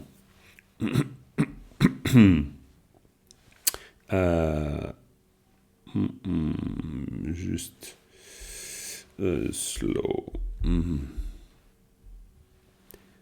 Calais. Ah, mais c'est peut-être trop populaire pour qu'on le retrouve ici.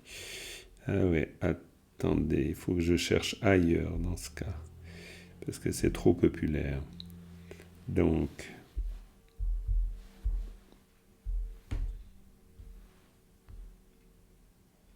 est-ce que je vais... Talbot, Calais... Eh ben non. Ouais, là c'est... Ah oui, ok. Ouais, relax. Ok. D'accord, c'est le sens de caler. Relax. Caler. Ok, très bien. Donc voilà, maintenant, si je reviens là. Donc, caler, c'est comme ça. Tac. Oui. C'est tout simplement K. Oui, c'est K. Et là, Oui, la Demboulet. Oui, Demboulet. tout à fait. C'est K. Attendez-moi, je vais vous l'écrire comme ça. On le retrouve. Donc, c'est K. Les. D'accord? Calé. Donc, si vous dites à quelqu'un, allez-y tranquille, allez-y relax, vous dites calé paix. Pas d'embou paix, ba, sa, pep. Calé paix. Hein? Calé paix. Voilà. C'est le mot aller à l'honorifique, ici, paix. Ben, ça, vous le saurez plus tard. Hein. Bon, mais c'est juste, voilà, j'en profite pour vous donner 2 éléments de langage. Et donc, évidemment, vous reprenez calais et puis vous dites calais chou, pao, cha, chapku, chou, ka, sa, chou, calais chou. Et calé-chou à l'adresse de la personne qui demeure, qui reste dans la maison, à qui vous dites au revoir.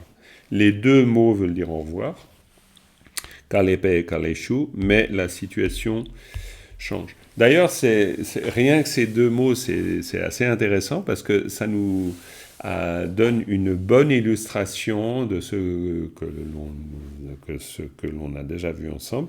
C'est en parlant du tibétain comme une langue égophorique. Vous vous en souvenez peut-être, j'ai prononcé ce mot barbare une fois. Égophorique, ça veut dire que c'est une langue qui exprime la perception du je, de l'ego. Ok. Donc, c'est une langue qui se construit fortement en rapport à ça. Dans le sens où, calé-paix, c'est dans le cas... Ah, qu'ai-je fait? Voilà. Calé-paix, c'est dans le sens où moi, je vois quelqu'un partir, et calé-chou, c'est moi qui vois quelqu'un rester. Et donc, vous changez de mot. Nous, on dit au revoir, qu'on parte ou qu'on reste. Hein. Donc, c'est pas du tout la même chose. Donc, c'est pour ça que c'est une langue intéressante de ce point de vue-là, parce que c'est une langue qui vous dit tout le temps comment vous percevez la situation. D'où les histoires de verbes volitifs, non volitifs, résultatifs, causatifs, différenciatifs, indifférenciatifs. Chaque fois. Et plus simplement, Karmapa, il a dit aussi que ses profs lui avaient dit, quand tu vas apprendre l'anglais, tu vas apprendre le temps, et quand tu apprends le tibétain, tu apprends l'action. Oui, tout à fait. Oui, c'est très intéressant. Parce que l'action, c'est lié à ça. C'est-à-dire, comment suis-je en train de faire l'acte? Et donc, complètement. Dans le sens où nos langues sont des langues, la plupart du temps, conjuguées. On a des conjugaisons. Parce que on fait un accord en fonction du temps. Mais en tibétain, on n'a pas de conjugaison. On verra bien sûr avec l'usage des verbes de plus en plus, mais on n'a pas réellement de conjugaison. Parce qu'une conjugaison, là par exemple, on est en train de parler du verbe aller, pep. Alors, on a une différence entre honorifique, pep, et non honorifique, do. Si j'écrivais le même verbe à non honorifique, c'est le verbe ao, ka, rata, ja, naro, jo. D'accord? Ça, c'est le verbe aller non honorifique. Non honorifique. D'accord? Si je reviens à la leçon que nous sommes en train de voir aujourd'hui, eh bien, vous avez do. Ah, c'est pas ce que je voulais faire. Vous avez do. Vous avez do. Do, di. Do, c'est le verbe aller, mais c'est aussi les êtres. Do. OK? Donc, ça, c'est typique verbe honorifique, verbe non honorifique, parce que c'est en fonction de comment vous percevez. Si vous percevez que l'autre mérite un honorifique, vous utiliserez l'honorifique. Et si l'autre ne mérite pas un honorifique parce que vous connaissez bien, c'est une personne familière, vous n'utilisez pas l'honorifique, vous utilisez une autre forme verbale. Donc c'est assez intéressant. On peut le retrouver dans des formes de politesse chez nous, mais le verbe aller, si vous dites à un président de la République, je vous en prie, bon voyage, quoi, je sais pas, vous dites bon voyage à n'importe qui d'autre. Il y a peut-être juste je vous en prie qui est une formule de politesse. Mais le verbe lui-même, non. Le président a mangé. Vous n'avez pas un verbe honorifique. Alors qu'en tibétain, oui. Le karmapa a mangé, ou le lama a mangé, ou le Dalai Lama a mangé, c'est pas le même verbe que le verbe pour le moine. D'accord? Donc ça, c'est typique d'une langue égophorique. Et c'est pour ça que shuk, ici, parce qu'on parlait de shuk, on n'a pas oublié kalpa, changme, shuk par seul.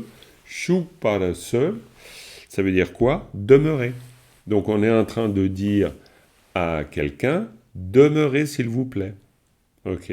Donc le même shuk que l'on retrouve dans notre kale shuk, qui veut dire au revoir, qui veut dire donc demeurer relax, demeurer détendu. Ok? Vous voyez, c'est intéressant. On peut toujours faire ces liens entre des mots apparemment tout simples, et puis ça nous permet à chaque fois de rentrer dans la subtilité de cette langue. Ok? Bon, c'est bien. Et puis Yves, courageusement, il est quand même là en train de se dire, tiens, quand même, peut-être qu'à un moment... Ça sera toi qui décides quand tu veux lire, Yves, ou quand tu as des questions. Si tu as des grosses questions sur la lecture, ok. Pas de souci. Pas de souci. De toute façon, comme on le voit, à faire du tibétain, ça nous fait rentrer aussi dans un mode d'expression, dans une langue, dans une façon de voir. Et ça, c'est quand même extrêmement intéressant. Ok. Je vous la relis, et puis vous la lisez avec moi, tranquillement. Ok. Je pourrais même vous l'épeler. Je vais d'abord vous l'épeler, on fait de l'épellation tous ensemble. Ah, Dominique est tellement contente de faire de l'épellation. C'est génial. Alors, on y va, comme ça vous fait un bon exercice. On le fait tous ensemble.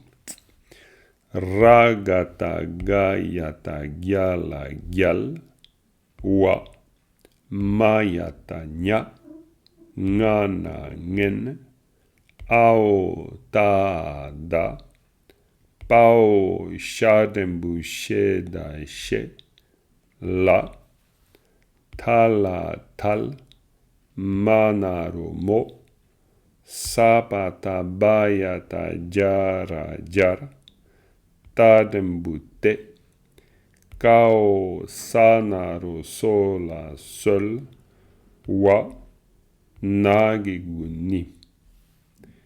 Ao karata danaro do. Ao tagigu di. Le tag il vient da. Ao tagigu di. La tata danaro do nga sa dong. Para par. Magigu mi. Ao kanaro go da ge. Cha giguchi nga ching. Et c'est vraiment cha au voilà, le son c'est un cha giguchi nga ching. D'accord? C'est un son o, on pourrait dire. Ensuite, c'est juste voilà que vous voyez tous bien le texte comme ça. Ensuite, pao sakata kal ou kel, on est d'accord? Pa, kalpa, kalpa, le kalpa. Karatatanga satang, madembu meta me. Vous voyez qu'ici c'est tang me, tang. C'est pas parce que c'est un K que ça devient forcément un ga.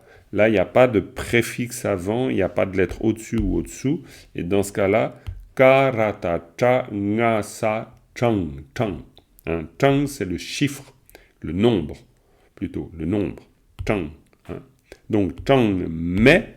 Mais c'est quoi? Est-ce que vous avez une idée de tang mais? Mais tout seul? Oui, Christine? La négation.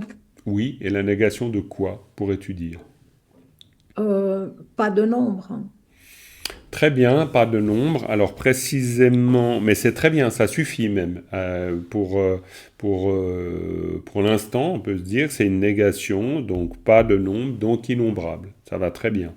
Mais pour Dominique, qui a eu plein d'explications sur mais, eh bien oui, c'est ça le truc. Eh bien, mais c'est la négation de quoi?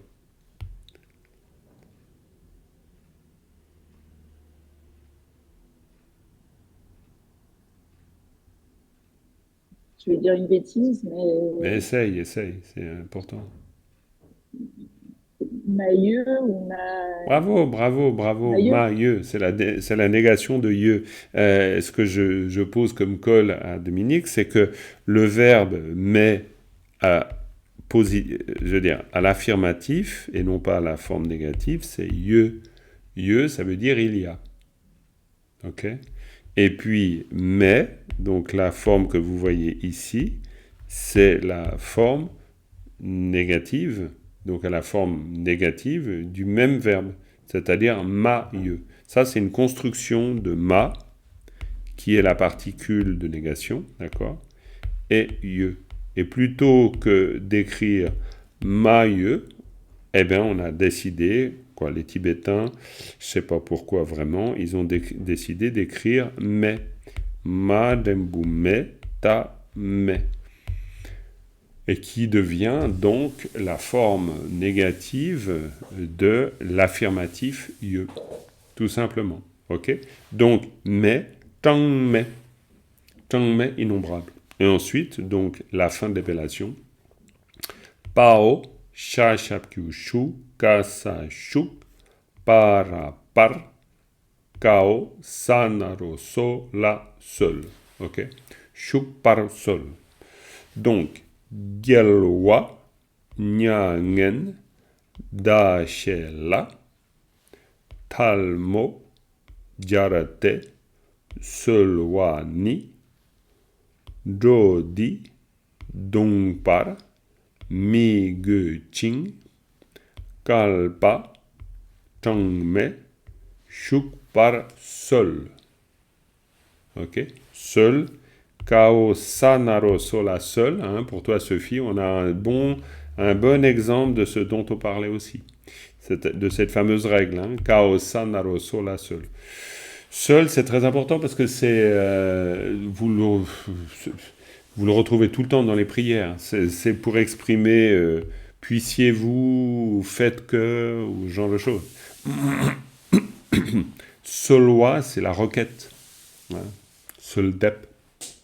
Soldep, c'est une prière, par exemple. Ça veut dire planter la roquette. Et on ne parle pas d'une salade. Donc, voilà. Mais littéralement, c'est planter la roquette. temps en temps, je peux pas me retenir.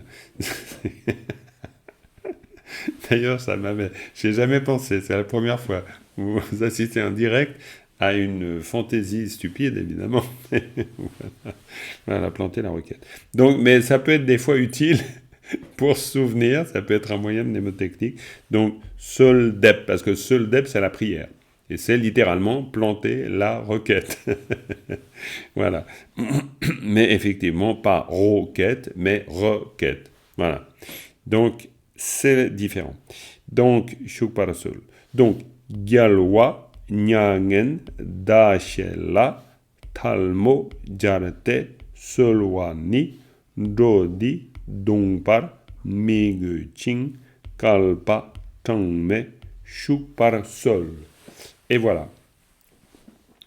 Et alors, maintenant, oui, bien sûr, Sophie, vas-y, n'hésite pas. Est-ce que tu peux faire comme les autres fois, Oui. de nous donner la traduction presque littérale? Bien sûr, on va le faire ensemble d'ailleurs. Donc, vous avez, je pense, travaillé le vocabulaire. On a parlé déjà de gallois, vous vous souvenez de ça. Donc, gallois, c'est-à-dire les rois, ou le roi, ou ce qui est royal, ou les vainqueurs. C'est l'idée de vaincre, donc gallois. Quand on parle de gallois, c'est les Bouddhas. Mais bien sûr, je supplie les vainqueurs, mais les vainqueurs, c'est les Bouddhas. Vainqueur de quoi? Des émotions perturbatrices, des obstacles internes, c'est pas vaincre l'autre, évidemment. Ensuite, Nyangen, c'est la souffrance, mais pas la souffrance au sens de dukkha, mais la souffrance au sens de Nyangen, quelle serait la différence? La douleur, peut-être. On pourrait dire que Nyangen, c'est la douleur, et que dukkha, donc dungel, c'est la souffrance. Donc, Nyangen. Da Shela. Da, c'est, on l'avait vu ensemble la dernière fois, Da, c'est l'au-delà. Nyangen Da. Shela, c'est le fait de désirer, de souhaiter. Les vainqueurs qui veulent. Pourquoi? Parce que là, on a une particule à la fin, là. Christine, tu te souviens le rôle de cette particule qu'on peut appeler particule oblique ou... Le lieu d'incidence. Oh, mais c'est parfait, le lieu d'incidence. Et le lieu d'incidence, ça veut dire que sa fonction, c'est quoi? Alors, marquer le lieu d'incidence, mais ça veut dire quoi? Dans, vers... Ouais, donc c'est le lieu où ça se passe. Oui. L'incidence dans ce sens-là, c'est le lieu où ça se passe. Quand on dit dans, ça veut dire que ça se passe dans la maison.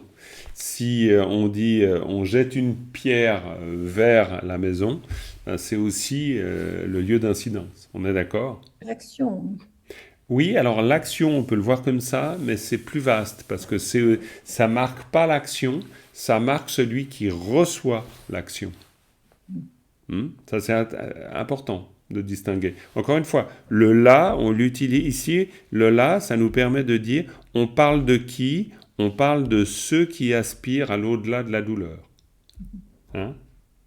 Donc là, c'est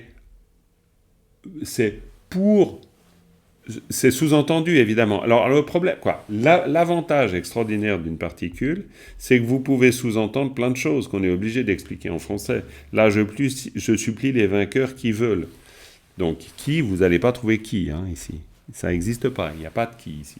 Donc, le là sous-entend sous-entend que ce que vous allez dire après concerne ce qui est avant le là. Quand vous dites « lancer une pierre vers la maison », vous dites « kampala doshu », vers la maison. Et c'est simplement que ça vous dit que ça, c'est le lieu où l'on va diriger l'action. Mais ce n'est pas l'action elle-même. Si je te donne un livre, donc Christine la tep je donne un livre à Christine, c'est Christine la tep ça veut dire que ça te marque comme lieu d'incidence, Christine la, ça fait de toi une bénéficiaire. D'accord? Donc tu ne deviens bénéficiaire que parce que tu as la particule qui marque ton prénom, en l'occurrence. Christine, là. Il suffit, on a vu, déjà vous vous souvenez de ça, on a vu ça ensemble, il suffit de poser la particule derrière un mot pour que le mot change de fonction. Et là, justement, à la différence d'autres particules qui transformeraient le mot en acteur, par exemple. Le là transforme ce qui précède en bénéficiaire ou en lieu d'incidence. Donc, Gyalwa Nyangen Dashilla. Talmo Jarte. Alors, Talmo Jar, ça veut dire joindre les mains. Jar, c'est coller, joindre. Hein? Talmo Jar. Te, c'est une particule qu'on appelle connecteur. Pour l'instant, il faut faire ça simple. Te, quoi, faut expliquer ça et comprendre ça simplement. Te, c'est un connecteur qui connecte ce qu'il y a avant avec ce qu'il y a après. Alors là, c'est vraiment l'explication la plus basique que je pourrais donner du connecteur. Ça veut dire que ça connecte ce qu'il y a avant et ce qu'il y a après. Dans les explications de la leçon, vous trouvez plus de détails. Mais ça peut vous suffire, ça. Pourquoi? Parce que ça veut dire, talmo jarte, vous pouvez considérer, ayant joint les mains, parce que vous avez une première proposition, puis une deuxième. Et puis, seloani, et puis vous avez une deuxième. Et seloa, c'est prier. D'accord. Donc, ça veut dire joindre les mains et prier. Simplement, quand je dis joindre les mains et prier, c'est une conjonction de coordination. Vous êtes bien d'accord? Comme des pommes et des poires. Ok? Quand il s'agit de pommes et des poires, vous utilisez ET. Donc vous utilisez tang en tibétain. Mais quand il s'agit de deux propositions, là vous utilisez T. Parce que ce n'est pas et dans le sens de l'accumulation de choses, pommes et poires, c'est dans le sens de la séquence. Vous avez la séquence « je joins les mains » et vous avez la séquence « je prie ». Et c'est deux séquences qui peuvent être simultanées ou différenciées. D'accord? Vous pouvez très bien faire comme ça. Sangye Chue Tang Tso. Alors là, c'est des séquences. C'est séquentiel. Okay? Et c'est exactement le sens du connecteur. C'est-à-dire que ça indique des séquences. Ok? Alors maintenant, ni, c'est aussi une particule.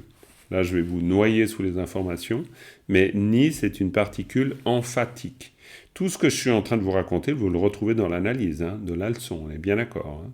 Donc, la particule emphatique ou thématique, à quoi sert-elle? Elle sert à dire qu'on parle vraiment de ça. On parle de quoi? On parle du fait de faire des prières à celles qui aspirent à l'au-delà de la souffrance. Ok? Donc ça veut dire que ça et ça, c'est deux phrases qui tiennent ensemble.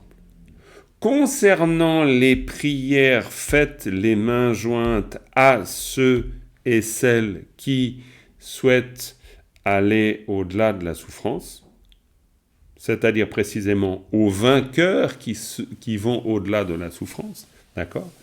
Alors là, évidemment, là, ce que je viens de faire, c'est que... Quoi? Qu'est-ce qu'elle râle, la Dominique, là? Allez, vas-y, dis-nous. C'est déjà une représentation élaborée. C'est déjà une représentation élaborée. C'est tout à fait vrai. On pourrait plutôt dire les prières faites les mains jointes à celles et ceux qui aspirent à l'au-delà de la souffrance, les vainqueurs. Parce qu'on parle quand même des vainqueurs. Donc on parle soit celles et ceux qui désirent, mais en disant les vainqueurs, c'est je supplie les vainqueurs qui veulent passer au-delà de la souffrance. Mais ça, on est bien d'accord qu'en français, on est en train de dire les choses de manière très jolie. Mais en tibétain, on ne les dit pas comme ça. Ça, c'est la difficulté à laquelle... Oui, Dominique? J'aurais dit, en les vainqueurs qui désirent aller au-delà de la souffrance, je joins les mains et je prie. Mais c'est magnifique. Mais Dominique devient une très bonne traductrice. Splendide. Belle version.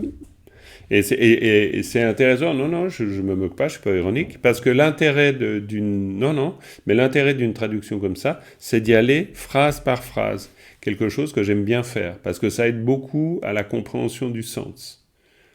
Parce que c'est pas toujours en français, si vous regardez la traduction que j'utilise ici, qui est la traduction soit de Padmakara, soit que vous avez ici, bref. Donc, on fait souvent des inversions en français, quoi, par rapport au tibétain. C'est-à-dire, je supplie les vainqueurs. Bah, en fait, ici, c'est pas je supplie les vainqueurs. Si on y allait phrase par phrase, c'est les vainqueurs qui aspirent à l'au-delà de la souffrance, à eux, les mains jointes, je prie. Ok ? Donc, c'est pour ça que l'exercice pour nous, à un moment donné, c'est de réussir à faire ce que je viens de faire exactement à l'instant. C'est-à-dire, vous avez le groupe de mots, les vainqueurs, Nyangen Dache, qui souhaitent, qui désirent l'au-delà de la souffrance, à eux, les mains jointes, la prière. D'accord ? Et dans ce cas-là, ça veut dire que vous lisez le groupe de mots, Talmojar, et hop, poup, dans l'esprit, eh ben, ça fait boum, et puis ça veut dire Talmojar, les mains jointes. Seloi, la prière. Galwa, les vainqueurs. Nyangen Dache, désirer l'au-delà de la douleur. D'accord ? Donc, mais bien sûr que Nyangen Dache, c'est Nyangen Da Eshe. Donc ça, cette mise en forme, c'est pas une mise en forme, cette possibilité de comprendre tout de suite le sens d'un groupe de mots, ça c'est quelque chose qui vient progressivement. Ça peut pas venir d'un coup. Et voilà, tac, tac. Et puis après, on a Dodi, de ne pas rendre aveugle notre monde et d'y rester pendant d'innombrables êtres. Donc, Dodi, donc par Miguching.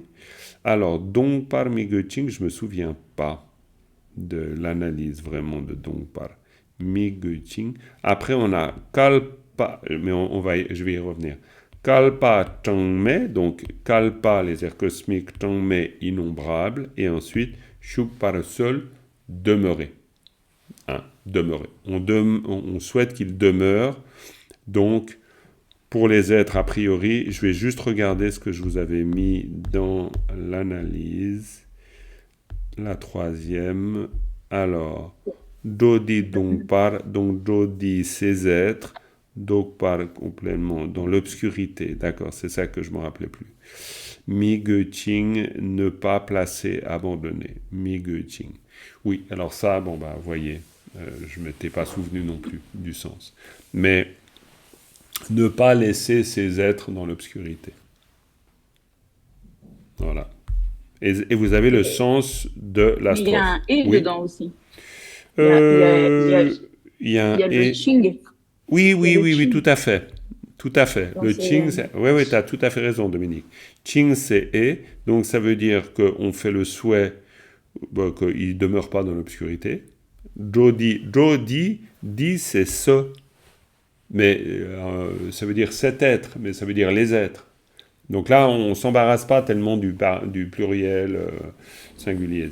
En tibétain, ça n'a pas la même pertinence qu'en français. Donc, pour ces êtres, Jodi, donc par Miguching, donc par qui ne demeure pas dans l'obscurité. Miguching. Puis ensuite, il y a et qu'il demeure complètement dans un nombre de temps incalculable qu'il demeure. C'est-à-dire que là, on est en train de faire la requête au Bouddha de ne pas partir pour l'au-delà de la souffrance. Bien qu'ils aspirent à se libérer de la souffrance. On est en train de leur dire, demeurez dans le samsara. C'est ce qu'on est en train de leur dire. Ok. Donc voilà, moi je vais vous fournir un support suivant avec les 2 prochaines strophes pour qu'on ait du grain à moudre. J'essaierai de le faire, même si j'ai le temps, je le ferai cet après-midi peut-être, et puis je vous enverrai ça. Ok. Donc on va s'arrêter là.